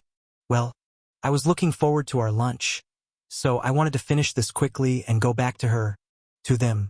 I saw them. Thankfully, this bastard understood I had no big time. Yo, person. Let's wrap this up. I have the stuff to do. I replied to his leisurely behavior in a serious voice, and he spun his chair toward me. This was one of those pig-like bastards that had a fat build and wore gold and jewels like they were flourishing. Should have guessed it, but aren't these types of the best merchant? Let's see what he's got. He stood up with his big tummy and sat before me with a serious expression. His face was chubby, his mustache was clean. His hair was darker black and his eyes were silvery. I could feel it, this person. He wasn't like your typical pig bastards. There was more to him than just that. Can I see them again? You said you have more than one. If possible, I want to see all of them. We can finish things quickly if you are in a hurry. His eyes were sharp, just like Mom when she was in the pro mood. This person was good, but not even close to Mom. But he can make a pretty good worker in her merchant guild. Not that there were fewer like him in line, but still, he had something special about him. I had already checked it, but his stats were normal, and his skills were normal like any normal person, but one skill caught my attention. Old Jeweler. A unique skill that has appeared from his long bloodlines of master jewel appraisers. This person has a strong understanding of jewels, and as long as it is a normal jewel, he can appraise it. The person has a good understanding of his field of expertise, and he would be good to sell the super old gemstones. Though he looks like the typical fatties, he is a somewhat good merchant. Good. You're improving. Keep up. I complimented my skill for some reason and looked at him. His name was Goher, and from the looks of it, he was some minor nobleman. Well, whatever. He will give a good price to these rare, old, pure, and fabulous gems. They are dear to me, mister. I hope you will understand this, I said in a grave voice and took out 3 jewels from my storage device. A diamond, a jade, and an emerald. 3 precious stones with no special power aside from the fact that they sparked a fire in his eyes are now set on the table before us. His eyes were locked on them, and every one of them was impeccable. That perfect color, that depth, crafted with the natural shape and highest purity one could find in this era. "Oh, holy grandfather!" He mumbled under his breath and just stared at them with tear-filled eyes. They were just normal gemstones, and I had even confirmed it through my eyes, Lucy's advice, and Rain's eyes. I knew just how precious these things were in the human domain, but I had drawers filled with them. What I liked more were those special gemstones I saw downstairs. Those things were somewhat useful to me, and those magic tomes were naturally more valuable than anything here. I wanted to buy everything there, but for that, I had to make a good deal with this person. I could feel his emotion at the moment. Seeing such beautiful jewels would be a dream of any jeweler. And those were his genuine emotions. He was the perfect person that will pay any amount I ask, and I wasn't going to hold back on this one. 300 platinum. How does that sound to you? I asked with a serious face, and he flinched as he looked at me with absurd eyes. His eyes were asking something like, "Do you even hear yourself?" I had studied the market with Seals's clones, so I knew the prices and all, but was 300 low or high for him? I had no idea what he was thinking about, but, thankfully, he sighed and looked back at me. "Are you sure you want to sell these precious gems?" He asked with a genuine face, and I nodded with some hesitation. "Those belong to my old granny. Now, she has left the world, and if they are just some very precious stones, I would be better while being away from them. You, sir, look like you know the worth of these things as much as I do, so I will give them to you. Take care of them." He joined his hands and prayed genuinely to the heavens on these grave words. He really was different from all those things I was thinking. I should apologize for judging his character this much. Not that I will leave this bastard alone. The price you just asked is absurd, unreal, actually. It's almost all of my savings, and that's it. But if I can exchange those useless pieces of metal for something as precious as this, I would happily even give my all-being, he said with tear-filled eyes and just extended his hand. There was no negotiation, no fierce bargain, nothing like I expected. He didn't even try to say another price. Were those things worth more than just some 100 platinum? I would find out if that was the case, but if I was wrong and had failed to read the emotions of this person, I was the biggest fool. But I believed Rain. She said anyone would give whatever I asked them for these marvelous stones. And this first deal of my new life just ended without much problem. A magic card will be okay, right? You must know how it works, right? He asked as he caressed every one of those gems with pure love like they were some kind of animal. I just nodded on that one, and on his one call, the grandpa from before entered the room while holding a golden card with special designs and modern micro-enchantments painted on them. I took the card and saw the exact number of coins and the total on the back. 230 platinum, 6,900 gold, 9,900 silver, and 10,000 copper. He did pretty well on this one, and I knew from his behavior, this moron was a good person. That's extortion, I would say, Ian. But it was pretty good. Lucy was happy with this transaction, so I had nothing to worry about it. He may have spent his entire fortune on these rocks for all I cared. I was in the profit now. Just the fact that I can buy many skills and books with this money was enough to make me jump in excitement. And all this money was from some rocks from one of the bedrooms back at home. We had countless rooms on the bedroom floor, and every one of them was decorated with things similar to or better than these 3 rocks. Just this fact was enough to tell how rich I was in terms of resources. Not that I cared about anything like that. I just wanted to enjoy my life. My mom was already one of the richest on the continent for all I cared. Farewell. I said my bye-bye and exited the room, leaving him alone with his new stones.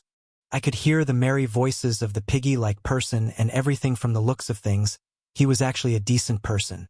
Things were going great, and now I finally had money to use left and right. I had a full shop before me, so I should buy some things too, right? The negotiations want well for us, and I believe it is a reality now. Though these were guards and all, hiding in the shadows like assassins, they were inexperienced. My dream of serious negotiation was tarnished, and there was nothing I could do about this overjoyed person. Well, anyways, shopping. Back downstairs, I was looking through some good-looking books on magic, medicine, and alchemy, and surprisingly, there were normal books of today in this shop, too. Normally being hard to get by romance novels and stuff. There were many good things here, but I was most interested in skills and special jewels. I had money to buy whatever I wanted now, so I was really excited. The card the owner gave me was just a normal storage device specially created for storing money. Though only rice people had these cards, and they were mostly used to store large amounts of coins, and I was happy he gave me one himself. Just the card was more than 200 gold, so having something like this was really convenient. His shop was a good place too, I would say. He actually had a section especially for skills. Though I had knowledge like no other and the ability to store spells in my mind, I would still prefer using skill in most circumstances. Easy to use, less suspicious, versatile. Skills were better than my normal spells in many cases, and if you find more skills that suit you better, it would be a convenient thing. I had combat skills, and the skills I already possessed were better, but from my current body limitations, I could still have 2 or 3 good skills. The thought of having unlimited skills itself was foolish if someone actually thought about it. The skill stone literally engraves the pre-coded spell on the body. Just the fact that one would have the mental fortitude to have many skills and a strong enough body to support it would be amazing. Normal people couldn't have a stronger skill with them. They would just die if they even tried to absorb 3 or so low-grade skill stones. Even the normal mages of the lower tiers had the limit of 4 or 5 at max. Even Dad only had 8 like me the last time I asked him some years ago. I could have 10 at the moment, so 2 was the limit if I were to have a stronger skill. And from this fact, just the thought that Rain had 12 skills aside from her unique skill was enough to tell just how strong she was in the natural aspect. And every one of her skills was perfect for her. Maybe that was the power of having strong backing and open resources for a long time, and she must be the one that chose those skills herself. She could have even more skills if she wanted to, from what I can tell. She was stronger than me if I thought about it, and had a strong mental fortitude of special witches specialized in physical and magical aspects. But there were hardly any skills that would go well with her already perfect lineup. Though there were many skill stones and even more special things in the endless treasury I had been to, I didn't get the chance to go there again after our goodbye. There were countless precious things on the top floor, but it would be a long time for me to go back there. So, all in all, I was looking through all the skill stones of different sizes, shapes, and colors with my eyes. There were many skills for the attack, defense, recovery, and things like that, but they weren't as good as the ones I already had. And most of them were red, orange, and the highest were green, ranked skills. Well, just the fact that these people had a total of 50 skill stones on their 5 shelves was enough to tell just how good this shop was, and the owner had just thrown his wealth for some shiny stones. Not that he would take long to build that back. All he will have to do will be use his collection of other assets like houses, treasure chests, and the other kind of wealth he had. The coins were the most common and normal form of currency people commonly used. These coins would be easy to earn back against a once-in-a-lifetime chance to get his hands on those precious rocks. What a fool. Oh, isn't that one good, Ian? Lucy said as I was on a different train of thought and I looked at the place she mentioned. And this one really was surprising. Nice. Something actually usable. Thank you, Lucy. She really was something else to notice this one from these countless screens opened before my eyes and stacked on each other. Clearing the other screens that were nothing compared to this one, I looked at the young man on the other side. He looked just normal with brown hair and black eyes, and the fear in his being was clear. At least this form was working well. That one? I said in the same heavy voice I had used, and he flinched in horror. It must have felt like I would just rip him apart or something like that. How cute. With shaking hands, he took out a heart-shaped green-colored skill stone and set it before me. 3 eyes. Vital healing. A skill that allows you to use your vitality to heal the target. The healing process would depend on the vitality one possesses, and you can decide how much you want to sacrifice your vitality. The skill can also heal internal wounds, but the user would need a large amount of health for that. This skill is yellow, ranked, and from the group of plant-type monsters called Greenfield's Rosalia. The skill potential greatly varies from the one that possesses it. You have great natural vitality, and with the golden fruit you possess, we can even push the skill effect to a Tier 4 healing spell. You should thank the one that pointed this marvelous skill to you, you-eyed blind person. Mana, 30. You should have done it yourself, you little. When will you learn, you little rascal? I sighed internally at the special words of my dear skill and looked at the man at the counter. Though he was as strong as a rank 2 knight, he was really terrified at the moment. Poor him. How much? I asked with the same voice, and he slowed his head to avoid any kind of eye contact. This one sure was afraid without a reason. That one will be 1 platinum coin, sir. He answered with the best of his strength, and I just nodded. That was a good price, and I didn't like to do negotiations when buying small things like this one. And it was a reasonable price from only their point of view. For me, this was cheap for a skill that could be used endlessly as a high-level healing spell. And if I said even a Tier 2 healing spell was as good as an intermediate potion on the market, I had a skill that could have a better effect than even the advanced healing potion. And with mana recovery faster than 30 in a fight or danger, this skill was more than a lifesaver for me and others. This was a nice find, and I was happy to be in this place. I should thank Rain for this suggestion too, so taking her out for dinner. I can think about those things after finishing my shopping. There were many things I wanted to buy from this shop, as well as the shops on the outside. I would try the normal stores on the main streets when I get my IDs too, so I was looking forward to going with her even more. But more than that, I was worried about what might happen when I call home. I don't know who was going to pick me up, but I was damn sure most of them would be there to fetch me. I was just hoping they all didn't come running or anything like that. It would be a disaster. Don't think too much, Ian. We don't know what will happen, so let's just go with it. And it would be a good thing if they all do come there, no? You will meet them all a bit early. She was amazing sometimes, saying things in a way Grandma would say. This was enough to tell why she was different from other answering skills. Having a will meant much more than being able to converse with others. I could feel her just like Seals and Zoe, and this was a special feeling maybe only I could have. Yes. I sighed internally and took the skill stone after putting 1 platinum coin that was the same size as the gold coin and had the Empire's great pattern on it.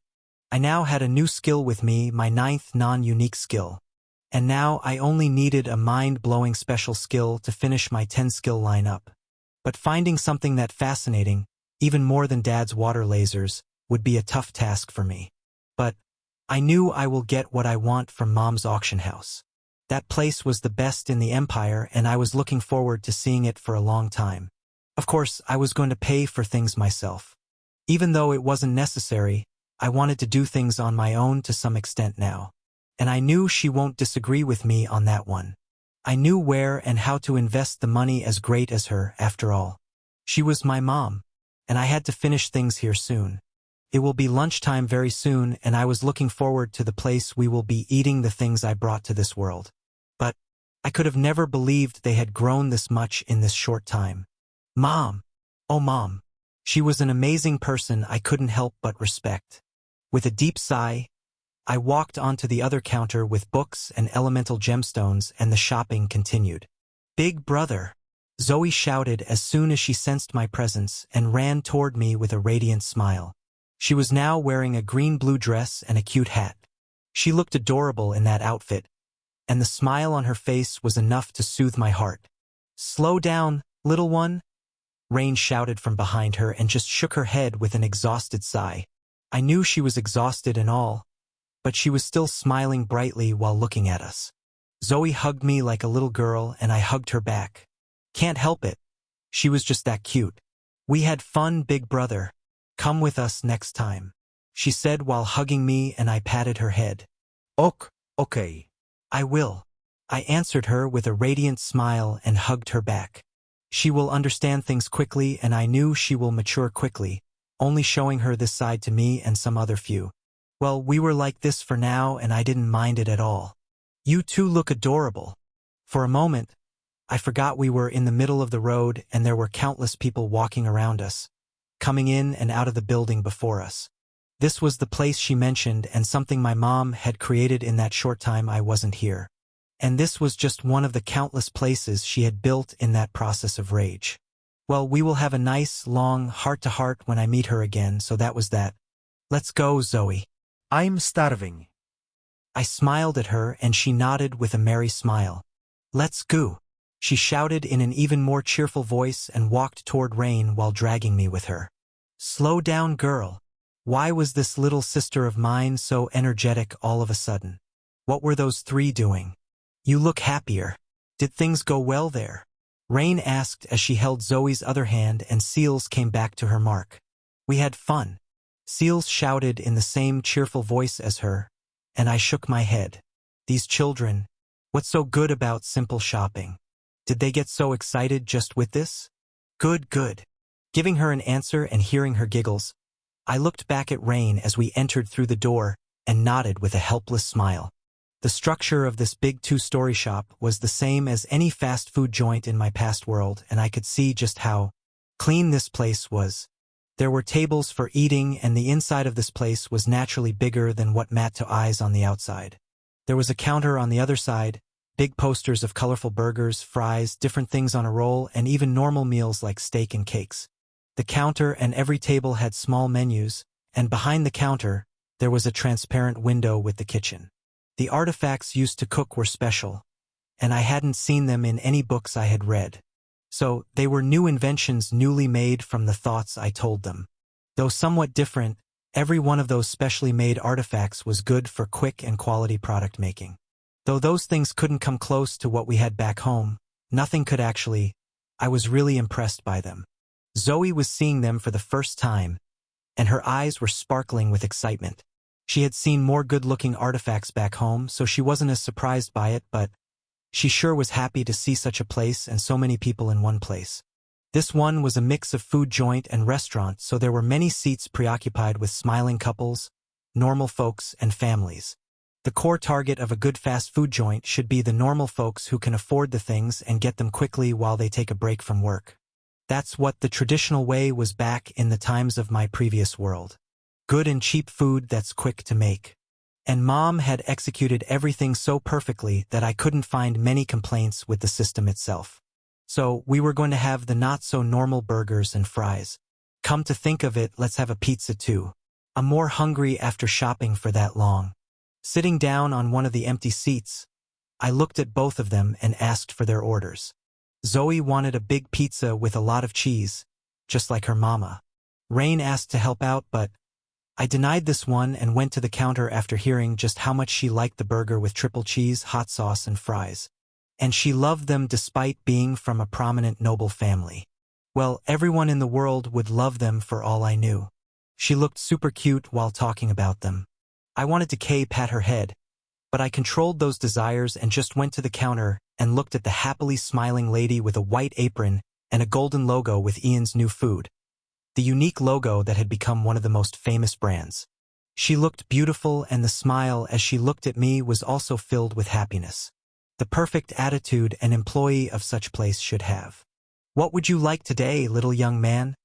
Her voice was also good, and her long, light brown hair looked attractive too. She was a good worker.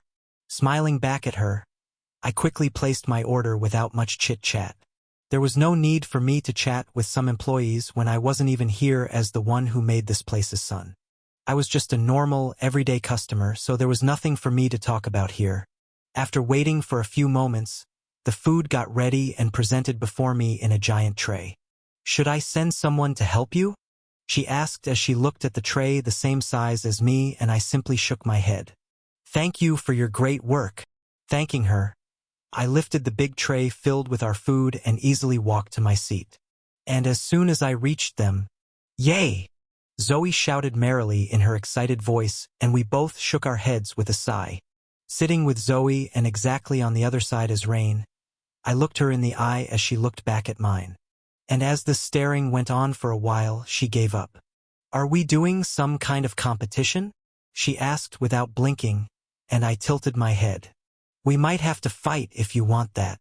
This might have been a grave danger for this place, but she understood I caught her red-handed. Just for some fried potatoes? We can order more, no. Of course we can. But stealing fries is a grave crime. Don't you know that? Though she didn't mean anything, I saw, and she knew I saw her eating my fries just now. Not that I was some patty person who wouldn't share food. I definitely would with a bright smile. But there were some things I would never share.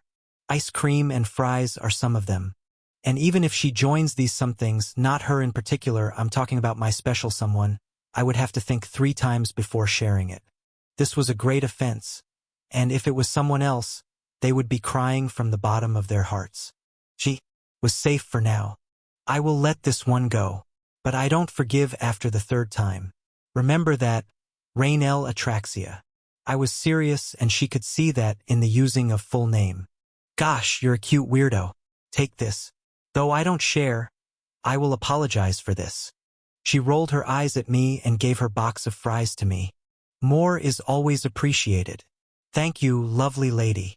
I smiled and took the box without hesitation, and at that time, we both heard Zoe's beautiful chuckles. Big brother and big sister are so funny. Hee hee. She was holding her soft crust large pizza with delight as she looked at both of us and just smiled lovingly. We looked at each other and laughed while shaking our heads. I didn't understand these feelings, but she might actually be the one. Who knows? No one knew the future, but I knew one thing. This is delicious. Not as good as my cooking, but this was really delicious. And I wanted to describe this taste, color, flavor, and all, but I knew the ones reading this would have watery mouths. So, without much thinking, I just enjoyed my first lunch together with Rainelle and my dear sister Zoe. Oh, how would it be if I sat in a place like this with my whole family? Yes, we could do something like that, right? That was good. Zoe shouted as we got out of the store after she paid for the meal. She said she would pay for everything today, and though it didn't go well with her, I managed to give her the money for Zoe's shopping. Zoe was my responsibility and so did her shopping. She can pay for everything else for all she wanted, but the shopping was a different matter. And what the hell were they buying, spending 180 gold in that short time? I would believe if it was only some dress and jewelry or makeup, food, toys and stuff like that, but spending 180 gold in that short time? In a city's market, no less. What will they do if I left them in the capital's market that was at least 6 times bigger than this one? They would just throw hundreds of gold for useless things like that. Not that I minded or anything. They can spend hundreds of platinum and more if they wanted, and I would give them more than that happily. Just that I was someone who would use the least amount where it was needed. It was just a habit, but I didn't like just spending on things that would have no actual use to me. Well, I had a lot of money to do whatever the heck I wanted in this life and last too. I can make my own town, city, or even kingdom if I wanted, but why would I do such useless things when I can just live my life quietly? And she was here with me too. Rain was a good person, too attractive to dislike in any manner. And I knew she would have given the best price for anything Zoe bought today. I had no interest in what they did, so I just focused on what was to come. I had spent 36 platinum myself. What would I even say to these ladies? That was 36,000 gold, and that was a lot. So I was a bigger shopping junkie than these sweet ladies. How does the old crow grandpa feel while with them? Like me or even more exhausted than me? Ladies will always be complicated beings. Ian, should we go to the communication center now? We should call your home and let them know. The hero has returned. She was definitely hiding something about this hero thing, but I knew I will find out eventually. But the way she was making fun of me was getting to me now. That fries thing was also new for her. I knew in her long life I was the first one to have acted like this. But that was who I was. She will have to find a way to deal with this if she wanted me to be my true friend. Looking into her crescent eyes, I smiled back and nodded with joy. Lead the way, Madame Rainelle. This humble one will follow wherever the great one leads. These cringe words made her silent for a moment. Then, looking at me, she couldn't help but laugh. Ha ha ha. Ian, that one was new. You Boy, saying as if you will follow even to the hell. She found it funnier than it was for some reason, and that smile, that genuine, radiant smile on her pretty face. Of course, to hell heaven, just say the word. Some words blankly escaped my mouth for some reason, and that made me stop instantly. She looked at me with eyes that were as serious as when talking about fries. Though my words were unexpected to even me, I really meant them for some reason. And this made her blush, the same one she had in the forest. That red face, really, I found it the second cutest thing for some reason. Even though she was in her disguise, my normal eyes were more than enough to see her in her true form than this one. She was captivating in these eyes, but that was it, for now. Ahem. Shall we? I said and extended my hand, making her come out of her similar train of thoughts. Oh, yes, let's go. Without saying much, she just started walking, in the wrong direction. Big sister, we have to go this way, right? Whenever something like this happens between us, this little one gets so happy that I feel that her long-cherished wish had been fulfilled. Did my grandma know I would meet her or something? Well, even though it might be possible Zoe wasn't grandma, this fun was her own, and I knew just how much she liked watching us like that. But what was there to watch? We were just two friends chatting and having fun. That's it. Shaking my head, I looked at her back and shook my head. What was happening here? Well, hell. She also shook her head, somewhat embarrassed and angry, and started walking in the right direction. That was quite a fast walking, and if not for the fact that it actually was just walking for her, I would have thought she was running for a medal. Hee hee. These three. What was I supposed to do? And why was it suddenly hot? Shaking my head, I grabbed Zoe's hand, and we walked behind her, passing through the crowded street at a fast speed. Today has been going as one of the weirdest days of my life, and it was only half finished. The other half of the day was still ahead of us. Standing before one of the biggest and most secured buildings in the city, we wondered at this structure. This communication center was mostly used to receive and deliver letters and special messages. This was a giant 5-story building, colored in white and green with different designs all over it. This was a nice first impression, and she wasn't saying anything now. Was she angry at me or something? Nah, I didn't do anything for a female to be angry at me. Not that I knew. She just silently walked in and we followed her behind, as quiet as her. Even my little sister was hesitant about the thought of meeting someone from my family for the first time. Well, there was nothing to worry about or anything like that. If anything, I knew everyone would love her. And there was my Anna. Why wouldn't she love a lovely sister like her? On the other hand, I knew Anna and Zoe would love to be together. But right now, we have to first contact them. We walked through the giant, open gates, and the inside of this communication center office entered our eyes. And this was the most fanatical place I had seen in my life. A floor as big as our library, some elevator-like artifacts in one corner that led to different floors, reception desks, and waiting areas with people of different statuses. Though there were long lines, there was barely anyone in some special reception rooms for nobles and higher-paying customers. A standard setting, if I said so myself. This was a good place, and this look, those countless rooms on each floor and outer offices with countless files and paperwork were something I liked to witness for the first time. We too were following Rain, and there were different lines for commoners, merchants, adventurers, official folks with urgent work, and some special desks for high-ranking nobles and their workers. Without wasting any time and passing by all other lines, we stood before the higher noble counter, and the receptionist looked at her with a serious expression. Her eyes were enough to tell she was annoyed to see some children playing around in a busy place like this, and that the guards behind her were just waiting for her orders to take care of us. But, as soon as Rain took out a purple metallic card, decorated with fine gold, she flinched visibly.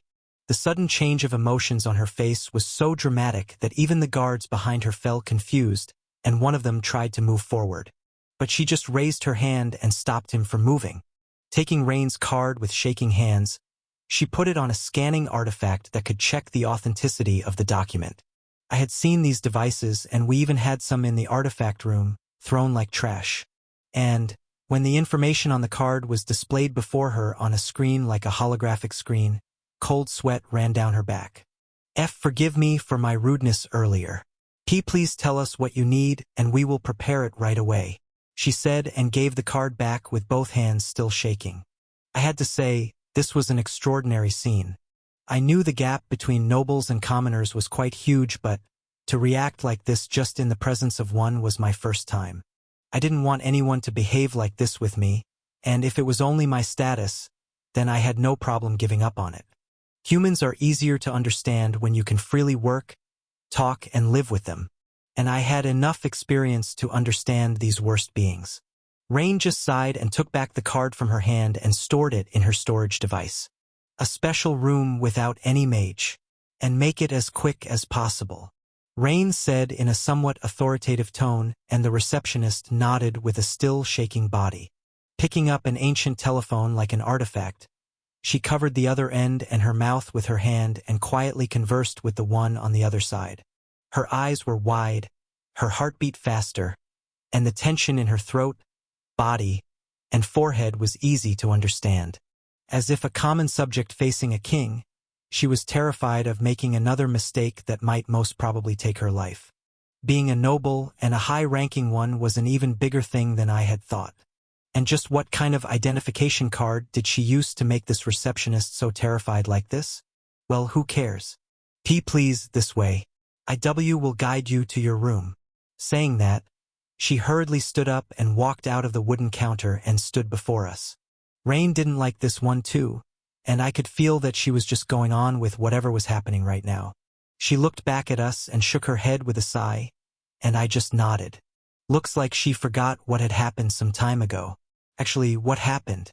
I was still clueless. Let's go, Rain ordered, and the female receptionist with gray hair and black eyes started walking forward. I just grabbed Zoe's hand as we walked behind them. Standing on the round elevator, the receptionist clicked on some of the buttons in a set order and the lift started going down. Was there an underground structure too? My passive detection didn't pick anything. Looks like they did good work with making this place. I was confident in my passive detection, and if something can deflect mana was protecting this undergrad structure, then smiley face scan. I used my Soul Nova detection magic, and there actually was another floor, bigger than the one underground in this building.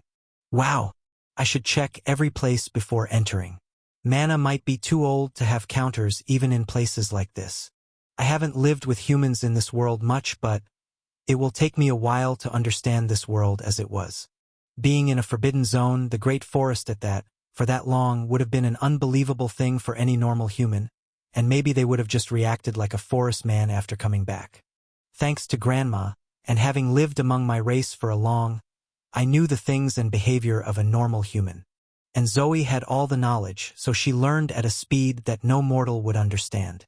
She understood everything happening at the moment, so she was doing well on her own, so I had no need to worry about her. Rain was in her character too, so I was just observing the new floor we had just entered. This place was the same as any floor we could see on the outside, but there were magic lights making this place as bright as the outside. We walked through the straight corridor and stopped at one of the doors identical to any other wooden road on this floor. Have a safe talk. The receptionist bowed and walked back to the elevator in hurried steps and just stood there. Well, sorry for earlier, Ian. Let's first talk to Master Zahavi and resolve this matter, she said as soon as we entered the room, and I closed the door behind me. What was she sorry about again? Well, okay. But don't apologize. You did nothing wrong. Not that I know why you're sorry in the first place. You're an awesome person I want to know more about, so let's have a long talk after this one. Okay? I smiled at her with those words that just flowed out of my mouth, and she also nodded. We shall, she said, and just sighed with a relieved smile. I felt relieved. Why am I feeling relieved? When's this weird day going to end? The room was dark, and there was only one communication crystal set in the middle of this empty room that connected with different arrays of magic and magic circles. The crystal ball was big, but not as big as the one we had in the garden. But it was still bigger than my head. Air silence, vision block, earth anti-vibration, low visibility, Anti-interruption. She cast 5 Tier 3 spells like they were nothing on the spot and just stood before the crystal ball.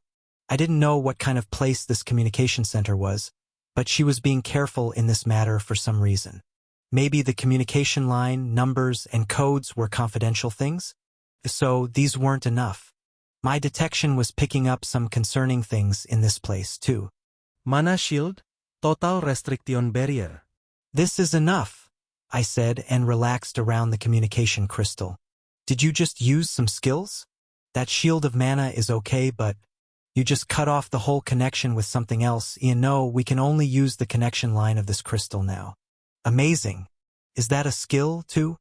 Her eyes were sparkling, and I knew she tried to use her eye of truth on the barrier and the skill was on the spot. Even though the skill couldn't understand this Soul Nova spell, it was able to figure out the working of the spell. And I knew few could do something like that to a spell they can't even sense, much less see. Something like that. I answered this amazing person that was back to her normal self with a smile and she nodded. Then let's call your family. It should have been a while since you talked, right? It has been 2 months since I saw Master Zahavi. But I know they all are doing well. She was full of respect whenever she called Grandpa's name, as if someone who has worked under him. Was she also in some war or something to have witnessed the greatness of a king-ranked knight? How amazing would it be if she actually did? I wanted to fight with him, I really wanted to, but I will have to wait for a while for that certain thing. Okay then, I'm starting you too. It will be a direct call to Master Zahavi at your home, so get ready. She smiled and we nodded. I also had some small things to tell in this process. Well, first time outside the Great Forest. First time in with a simple communication device and first time without my master. Today has been long, special, and red for some reason, but it was about to end soon, and I had to go to her home first. Weird, but fine. If only my beloved family could be humble and react normally to this. Their lovely child had finally come out of a place they could only hope to fathom. But at least we are all right. The connection connected after she entered many codes and locations, numbers, and things like that. Though I understood what they were, I had no idea why do all these procedures. Was there any need to set so many defensive spells while talking on a long-distance communication that might get tapped and heard? Then, more than anything, they should just improve the security of the channels and connections and reinforce the entire network with different barriers. Or was the real human world more behind in technology than I was familiar with? Well, they could be, so let's think about that later. The connection was established, and an image cleared up inside the crystal ball. This is the first time I'm getting a personal call from a special lady like this. What do I owe this pleasure to receive this call, young Raynell? It was him. This was the voice that I hear in every few words of those letters. The same voice that I longed to meet and a voice that carried the same warmth as it always does. And as soon as the image cleared up, he saw me. Our eyes met, and we looked at each other, and I smiled at him warmly. Grandpa, have you been well? I asked with that same warm smile that I always showed them. I was just happy this time and had no tears or even sadness in my voice. And he just smiled warmly at this and nodded his head like he usually did. He knew I was the real one, talking to him normally and with this smile that only I would have. Though my appearance was somewhat different, I knew his experienced eyes wouldn't fail to notice these insignificant details. There was no way he, one of the highest-ranking knights, wouldn't recognize his own grandson. So he just sat down on his chair in a dark-looking room and looked the three of us in the eye. Rain first bowed her head respectfully and placed her right hand first on her heart in a slate. And after that, they both laughed. Ho ho ho. Same as always, I should tell Moth his auntie is still teasing a little old me. Okay. Master, it is really nice to see you again like this, but your beloved hero has something more to tell, she said with a radiant smile filled with respect, and I shook my head in disbelief. She was definitely someone special to be able to make Grandpa smile like that. We now had more to talk. Grandpa looked at me warmly, and I looked at her. Do I have something to tell? I asked with a happy smirk, and she looked back at me. The smirk on my face looked funny, lovely, and mocking to her, and then she smirked back at me and looked at Grandpa. He was integrated by this interaction between us, and when she smiled at him, a smile unexpected to both of us appeared on his face. But she continued her own thoughts. "Oh, dear sir, you see, your grandson is begging me to take him home. He wants to come with me even before going to his own house. To his family that's missing him like this, to all of you, this is how he wants to do it. And even after I consoled him, he's not listening to me at all. What should we do now?" She was flawless. Where was this level of acting back at that time, Lady Raynell? And this little prank didn't go well with either of us. "Ian?" He looked me in the eye, asking if this was true or not, despite understanding she was just joking around.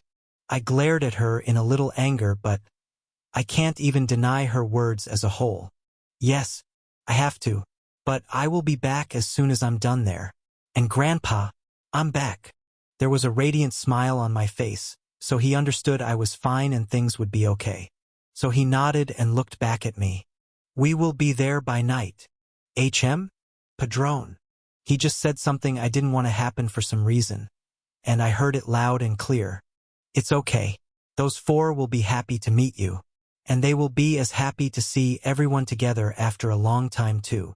Were these two families that close or something? Why did I never know of this thing? Well, damn. I was speechless and blank as to what to do now. But a sudden thought crossed Grandpa's mind, and he looked at both of us. "Anna will be there too," he said, especially looking at her. And in an instant, a surprised smile painted her face. "Really?" she shouted in disbelief with an overjoyed smile, and, "You never met her?" was the instinctive question that escaped my mouth. "You have. How is she?" "She's adorable, right?" "Yes.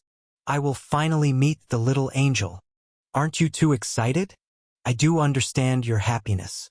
She's marvelous, but calm down, Rain." I held her hand, and she flinched in surprise, and then calmed down intently. "Yes, but Anna, the Anastasia, the one who rules the House of Heliox. Do you even know just how many are desperate just to catch a glimpse of that cutie? The one who rules? Now that was some amazing title. My little sister truly was amazing." I sighed and looked at Grandpa, who had a pleased smile while looking at us. "Oh yes, Grandpa, this is Zoe. My master's. Is she?" He understood just from the sudden grave silence from me, and I smiled helplessly. She is now one with nature, and her last wish was for me to be her big brother. So, I hope you will tell Mom and everyone else. I can't repay her even with all my life for what she had done for me, so all I can do is fulfill that last wish of hers. Che, let's talk about this one later, okay? Grandpa. There were tears at the end of my eyes, but they didn't come out. I had just lost someone important to me, and he understood this feeling perfectly. Yes, let's end that one there. So, hello, little one. If Ian is your big brother, then you can call me Grandpa, or anything like that if you want. Even though your mom isn't with us anymore, there's an enormous family with you. I believe everyone will be happy to meet you." His warm voice was filled with genuine emotions, and she was better at emotions than me. "Grandpa, is that okay?" Zoe asked while hiding behind me, and he just nodded his head. We all smiled at her sudden shy behavior, and I patted her head. "Ho-ho, aren't you adorable, little lady?" She blushed at his comment and fully hid behind me. "This little one will be well with them. I knew she will." And so did Grandpa from his warm smile and genuine expression. I wanted to talk more, just not like this. So I looked at him and Rain. "I think this should be okay, right? We should talk more with everyone when we get there." She nodded, and so did he. "It will be even better now that you are back. Everyone will be overjoyed. Yes, let's talk when we meet." He smiled one last time at me, at Rain, and at my little Zoe.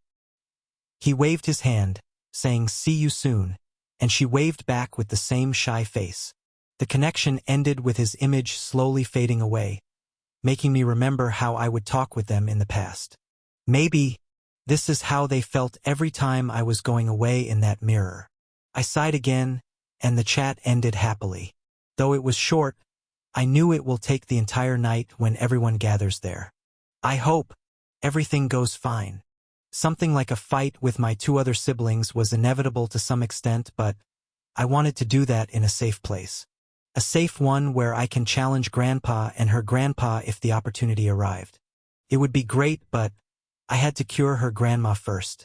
Curses were easy to cure if you had the right thing, so I wasn't worried here at all. I was looking forward to meeting one of the few, Tier 8, mages of the Empire and one to be a Tier 9 in the future. And there was the chat I promised her too. That one will be the most difficult one. I knew for some reason it will be. We both had this weird feeling and different trains of emotions that were difficult to understand. But I had lived one life and she had lived far more longer than both my life combined. Even then this feeling was there for sure. But this weird feeling wasn't bad at all. I liked it for some reason. Now? She asked as soon as the call ended. It's noon. Maybe we can get some ice cream and go to the warp gate. I answered as Zoe calmed down after the call was ended. And, at the mention of ice cream, both of their eyes lit up. Yay! Ice cream! Zoe shouted in her usual merry voice, making both of us smile as usual. Rain was now back to her normal self, so there was nothing for me to think. So I looked at her and asked, favorite flavor?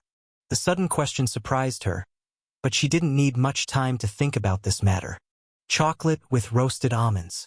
The creator of ice cream should be hailed as a god, and I know many would worship him. I would be one of them too. She smirked while looking at me while saying those baseless things. She knew I was the one she was talking about, and she also knew being praised would be the second last thing I wanted. But, well, I liked everything in chocolate, so I liked her favorite flavor too. And yes, roasted almonds are some of the best with chocolate. Hope they do salt the almonds before adding it. I like the special ice cream Big Brother made the most. And he likes everything if there is chocolate. Hee. Zoe said after Rain's answer, and she looked at me. She looked at me, the creator of this holy thing, with questioning eyes, asking what this special flavor she talked about was. Well, there was nothing too special about that one. This little girl was just being cute. A simple chocolate, milk, mango, strawberry, butterscotch, and special fruit that's a rarity we won't be able to find here that tastes close to lava. Well, it's too hot and spicy for one to eat, so it's a flavor only those with high fire affinity would love. So, all 6 flavors served as one. It's her favorite. My answer was simple, but the things I said surprised her sharply. Ones with fire affinity? You mean, you have secret flavors for all affinity mages? Or something only fire? Her eyes were practically shining and her mouth drooled just from the thought of the special kind of flavor a mage would like. Well, I did have those special kinds of flavor, but the ingredients for such things are close to impossible to find for us. Hopefully, I do have some you can try, but not more than a spoon. This little rascal is special, but the ingredients of these special ice creams are practically poison if taken in high amounts.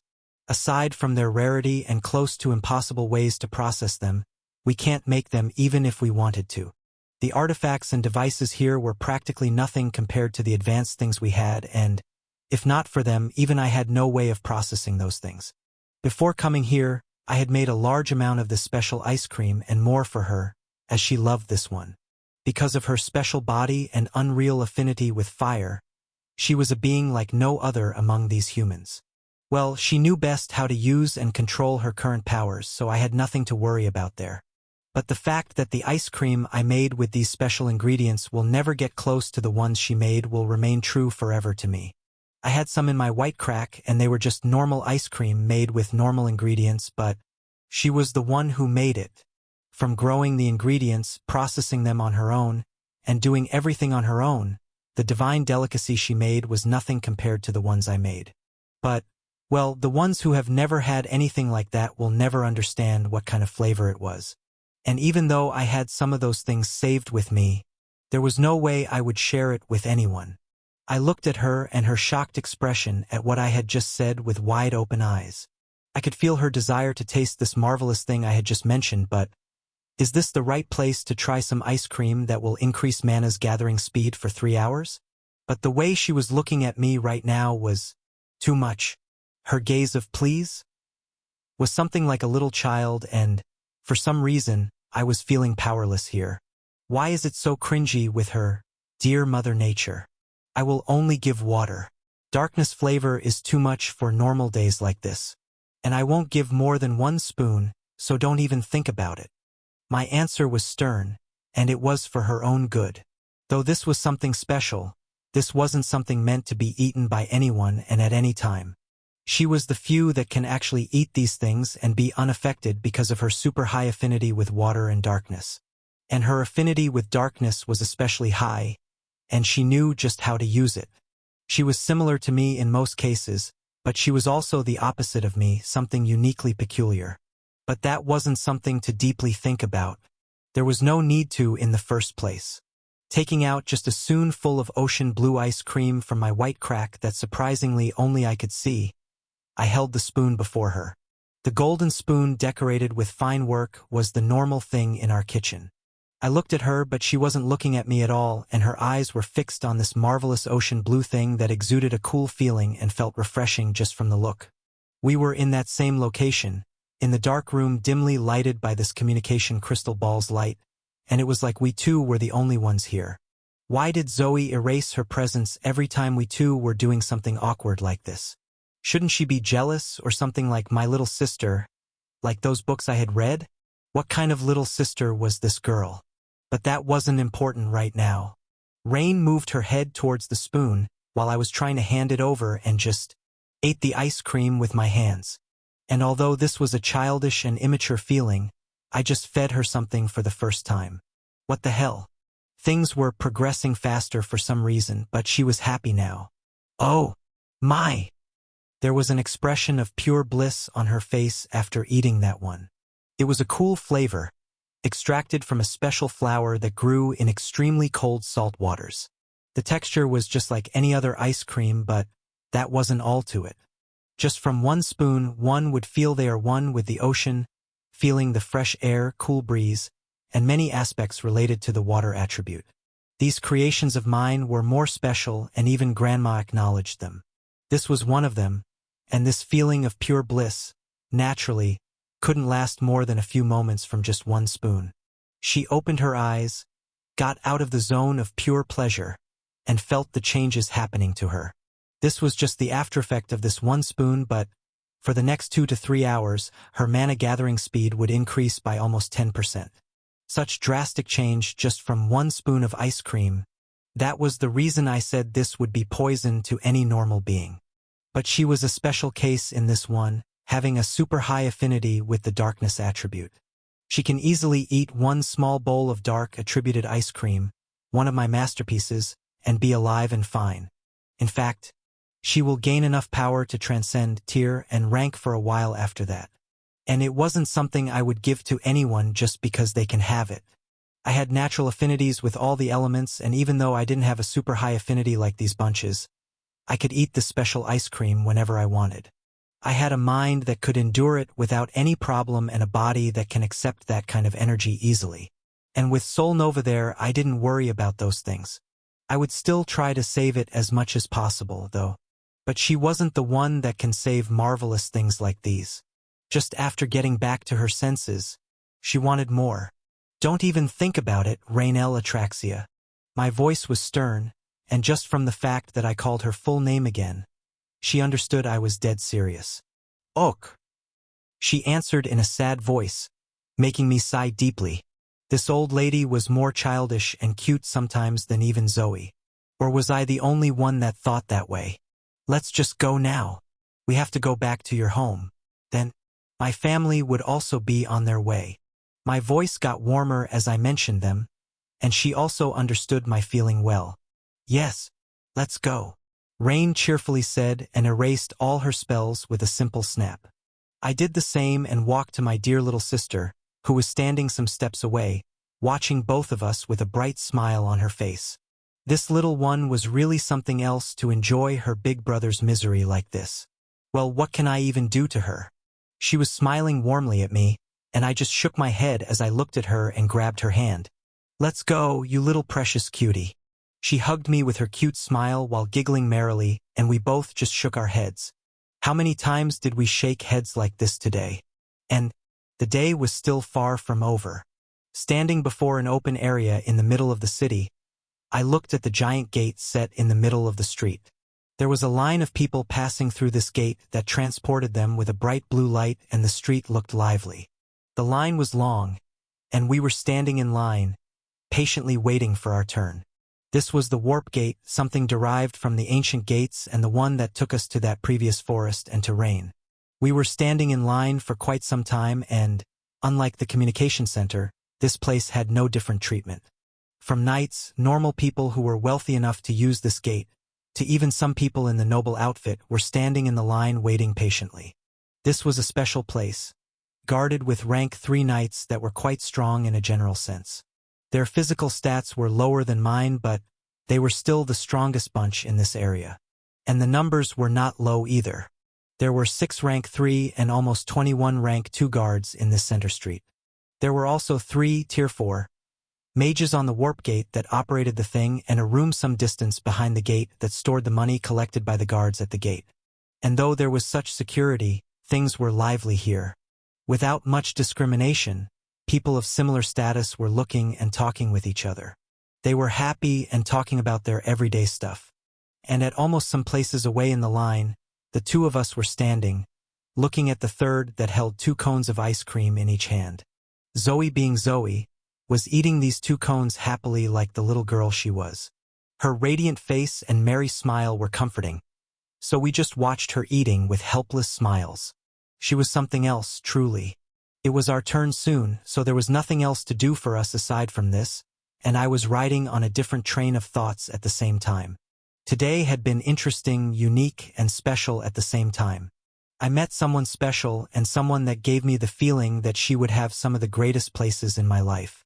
This amazing person that was strong on her own without some fatal flow of fate was also an adorable one.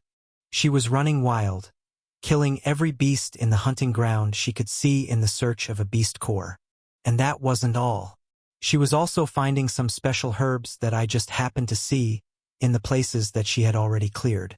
And if something like that was missed by her acute senses, then there was only one reason for that: her terrible luck. It was close to a normal person, something someone like her shouldn't have. It was low, too low for someone who had an origin skill, high magic, special combat power, and much more. But luck wasn't something we could gain. That thing was random, and the world itself assigned that stat. My luck was high, really high for some reason, and I was happy about that. Even my dad didn't have that high of luck, and I knew from the people I had seen after coming here that my luck was actually quite high. Well, there was no actual use of that one, just like charm, so I didn't need to worry about that. I can help her if she needed the luck I had. I had practically no use for it for now. But I sure was concerned about one thing. She wouldn't let go of the one that made her grandma suffer. And, well, even though she was strong enough to kill that thing, I am worried about her. Worry for someone, some emotion I was feeling after a long time.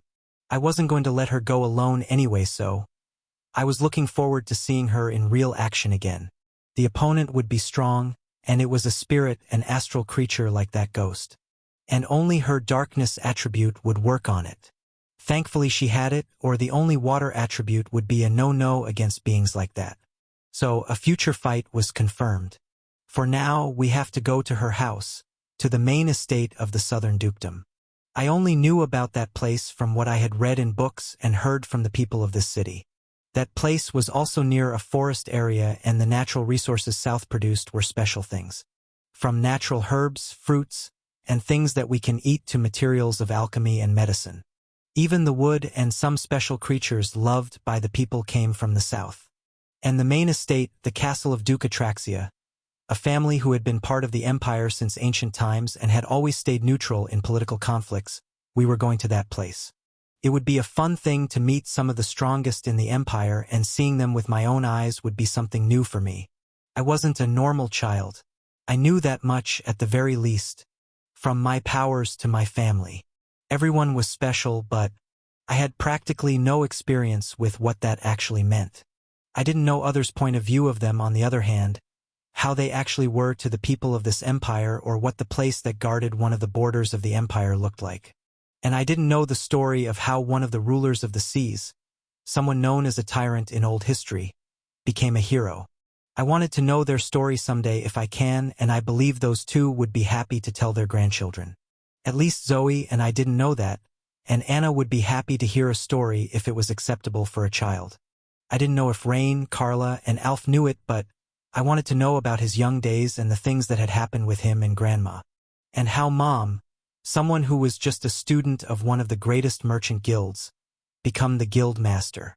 She must have waited for me to come back to tell me herself, and now that I was here, I knew she will tell me too. One of the most surprising things I came to know while gathering information in the city was the name, Red-Eyed Hunter.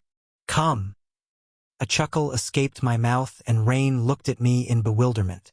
You okay, Ian? She asked, but Zoe was just finishing her ice cream as she knew I just found something funny.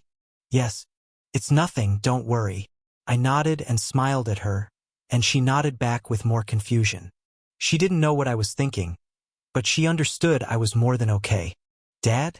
A bloodthirsty hunter that ran wild and killed every energy beast that was even close to demonic creatures? An adventurer who was always coved in blood and was feared by other adventurers? Rumors can get really funny sometimes. I knew he was a viscount now, so why would someone who had no hesitation to obliterate villages full of beasts receive such high rank in this short time?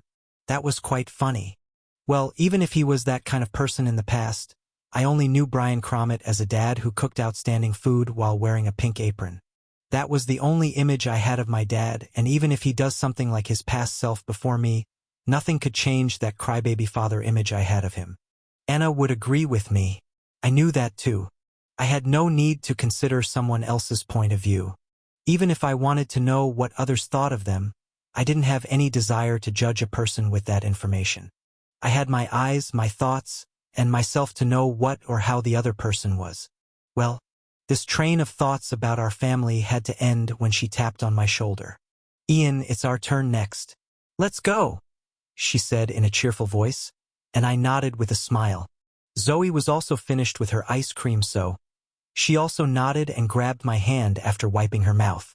Yes, let's go, I answered with a smile, and she nodded at the person before we vanished through the gate with the same blue light. We walked forward, and she gave the same purple card to the guard, making him flinch, and he handed it to the mage on the other side. The mage looked at the card, then at us and then back at the card. Quickly scanning the card and conforming to the authenticity, he gave it back to the guard, and the guard handed it back to her with both hands. These reactions were really fascinating. I really wanted one of those just to study if not for things like this. Well, I will get one anyway. The guards nodded and looked at her with more respect.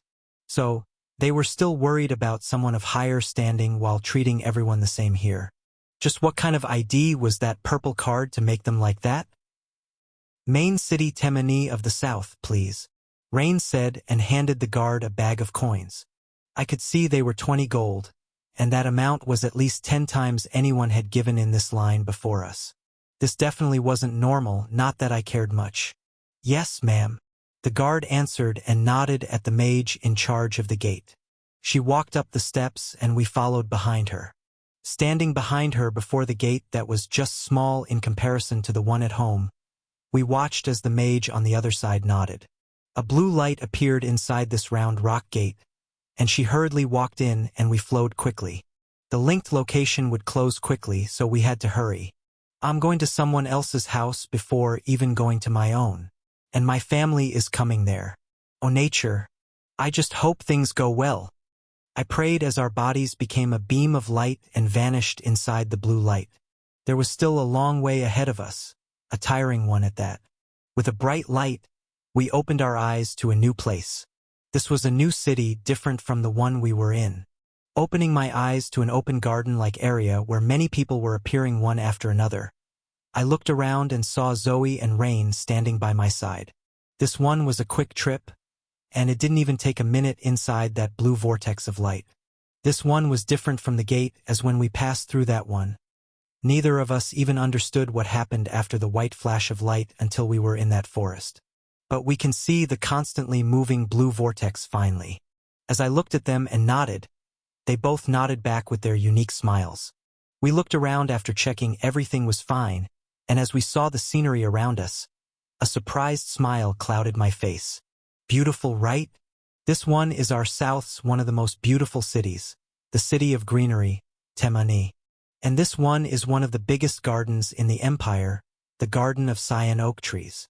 She had a proud smile on her face as she said that, and I nodded in agreement. This really is fresh. My words were genuine, and she could feel it. Though this garden was nothing like the one we had, this one was unique in itself. The trees in this place were beautiful cyan, and this wide open area of the garden was also fresh. Unlike the busy air of the previous city, this one was cool, clean, and pure. I liked this air more than the one we were in, and that wasn't all. Unlike the busy summoning place of the previous city where all the people who entered warp gates were transported, this one was quiet, and everyone that appeared here just went on their way with a smile. They were happy, not everyone, but most had a radiant smile on their face as if something really good had happened. Well, this was nice. Nodding at her, I looked at Zoe, who had her usual starry-eyed face that scanned the area eagerly. Patting her head, I looked at Rain and asked, "How should we get to the estate?" "The same way we got to the city from the forest. The estate is closest to the city, that's why we are here.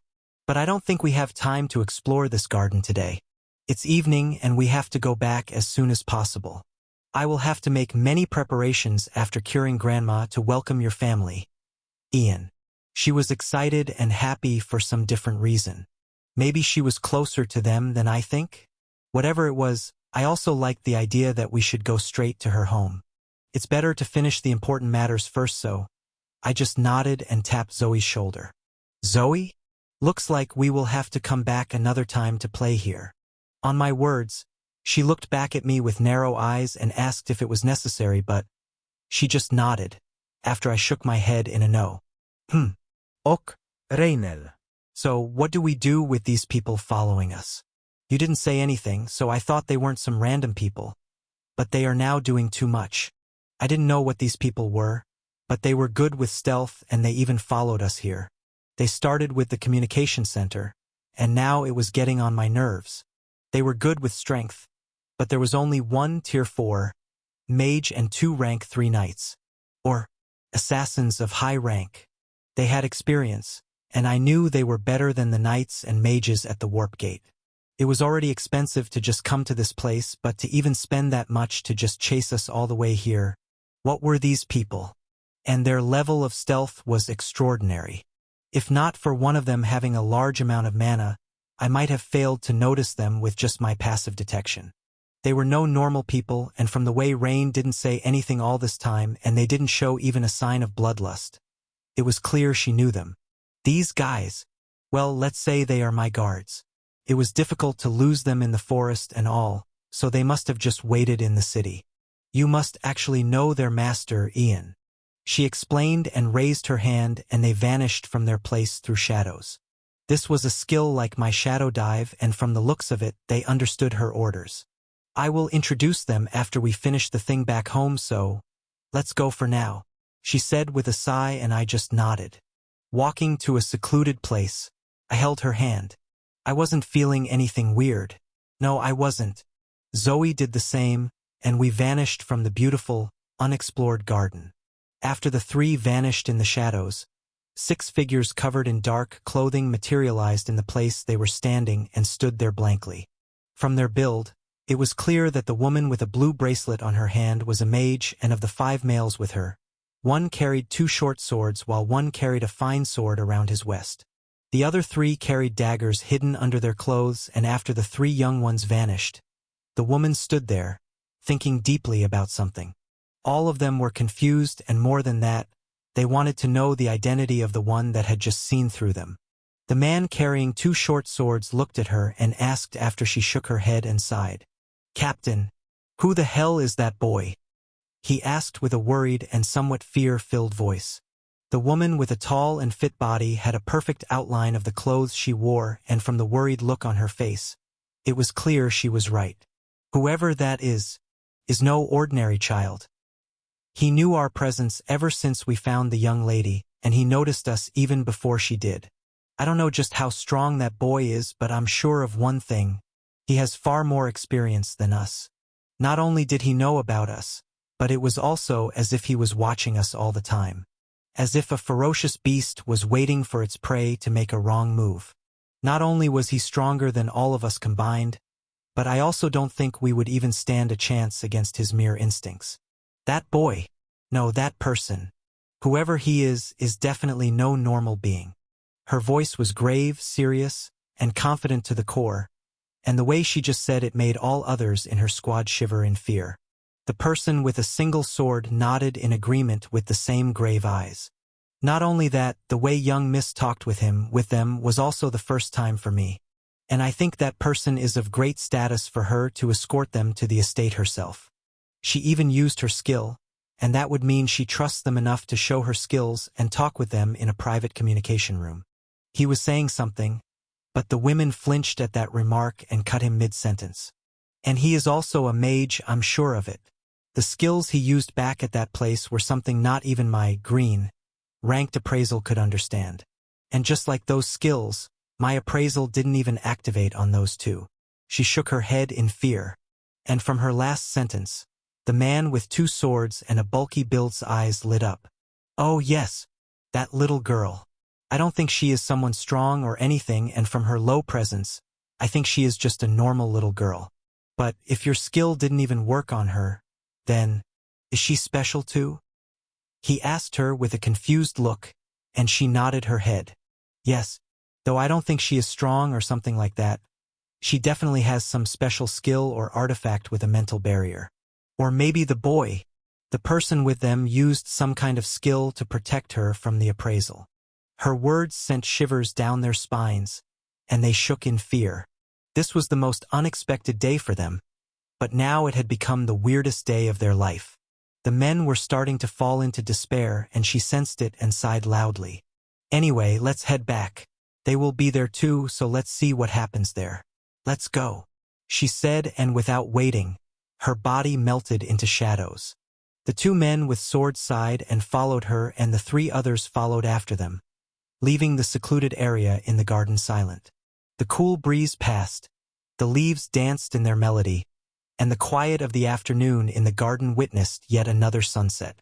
Welcome to my humble abode, she said as soon as we appeared before an enormous structure. Humble my thanks, I guess. What more can I say while standing before such a broad building? Though the most magnificent structure I had seen is our home tower, and that fact won't ever change. The building before me was the true castle-like estate I was seeing for the first time. Even if I had little experience of this world, I knew this building before my eyes were no normal home. We were standing before the door of the building, directly crossing the enormous gates, large magic barriers, and high security of the house. And even after seeing us, no knight or mage currently watching us do anything and just continued their watch. I could feel the tension as soon as they spotted her, as well as the respect that practically oozed from them, which was special in itself. She had a great grasp of things in this place, and with all that I can see with my 3 eyes, I somewhat understood the one I called Rain. Wow! Big sister has a beautiful house. Zoe expressed her admiration in her cheerful voice, and she nodded in excitement. Right? I knew you would like it, she cheerfully answered, and I also chuckled at this. This house, castle, estate, or whatever I call this, was actually beautiful, colored with lavish purple and white, with some different colors as decoration. This house that looked like any ancient house from my past life was truly marvelous. I wanted to admire this place some more, but, as we stood there, the doors to the estate swung open and a giant figure ran out with tear-filled eyes. His short, dark purple hair was a different shade from her, a tall and muscular build. His old and yet young face, and the practically harmless feeling he gave were just the thing I expected. This grandpa before me was one of the king-ranked knights and 9th seat of the House of the Prism. From the look and feeling he had, I knew this grandfather Was one like my crybaby father? Why are every strong or special man like my dad? Not that I dislike it, I love this type of them. Maybe it was a common thing in this world? Who knew? The way he had just jumped on her out of nowhere was like a grandfather greeting her long-lost granddaughter. Oh, how long was she out looking for the ingredients again? I think we forgot to discuss that one. Maybe she was out for much longer than I knew, and if so, this poor grandfather had a valid reason to worry about his granddaughter, who was older than himself. Grandpa, cry if you want, but not now. We have guests here. Let's go in first, she said while hugging him back warmly. Her poor grandfather with silver eyes stopped his tears in an instant, and the sudden transition was amazing for Zoe and me. He truly was serious when crying, but the speed he stopped himself and stood up as if nothing was wrong was just amazing. A person that has transcended human limits, and emotions being one of them. Someone who had precise control over their body and emotions. And I was talking about both bodies, nodding at her dear granddaughter and hearing her sweet sigh. He smiled and walked toward us and stood before me with a brighter smile than before. How should I express this feeling, Ian? I didn't believe it after receiving Brother Zahavi's call, but I can say even without knowing it. You are far more amazing than that golden beard boasted.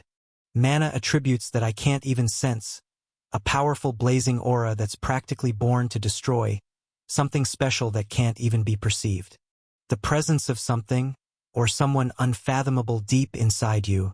This is more than what he spitted even while knowing. Well, Ian. He started with a voice filled with curiosity, admiration, and happiness, but he just shouted my name in joy at the end. True joy, nothing else with it, as if he was grateful to me for something. That one aside, for now, the things he just said were weirdly accurate. From my mana, aura, and soul nova that he couldn't sense to Rana deep in my soul. So, this is a king and their world authority. 3 eyes. Using skill 3 eyes on a powerful being with high mental defense. Starting the understanding of the skill. Processing. The skill is a special creation, and the energy used to maintain it is unique. Understanding the energy. Match complete. Skill understanding in progress. Skill understanding compete. A higher grade mental defense has been breached successfully. Intelligence increased by 1. I looked at his smiling face and used my eyes.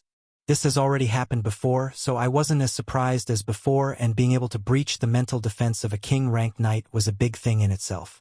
These abilities of Lucy were really amazing. The status window of one of the strongest appeared before my eyes, and I internally smiled. But even before I looked at the status window that successfully appeared before my eyes, he spoke up.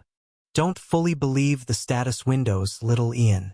They might come out entirely baseless in some cases. But, although I don't know what kind of ability that is, I believe it's better than L's. His words were sharp, but the radiant smile on his face was still the same. I knew this old man was old, but his voice was as young as a dad's. Or was it just the feeling that it was young? Well, after reaching that rank, they had the practical lifespan of hundreds of years already, so right now is considered their prime.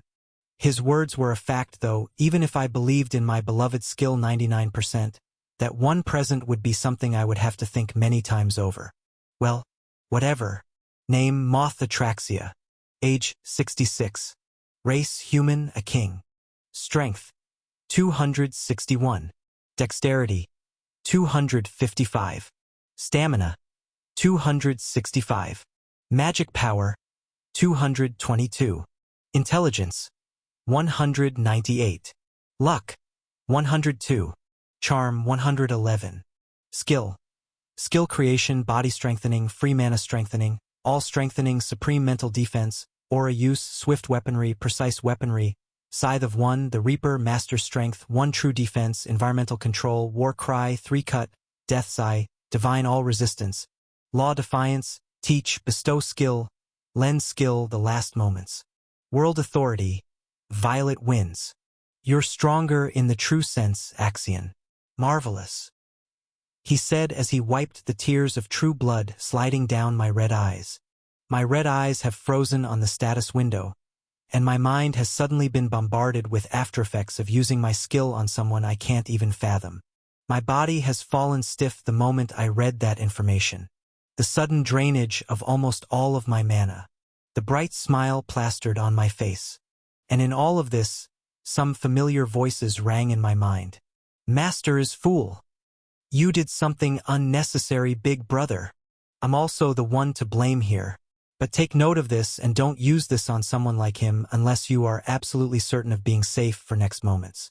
Their voices were one thing, but I had witnessed the numerical strength of this word in those numbers, information, and skills. I couldn't help but smile in this situation.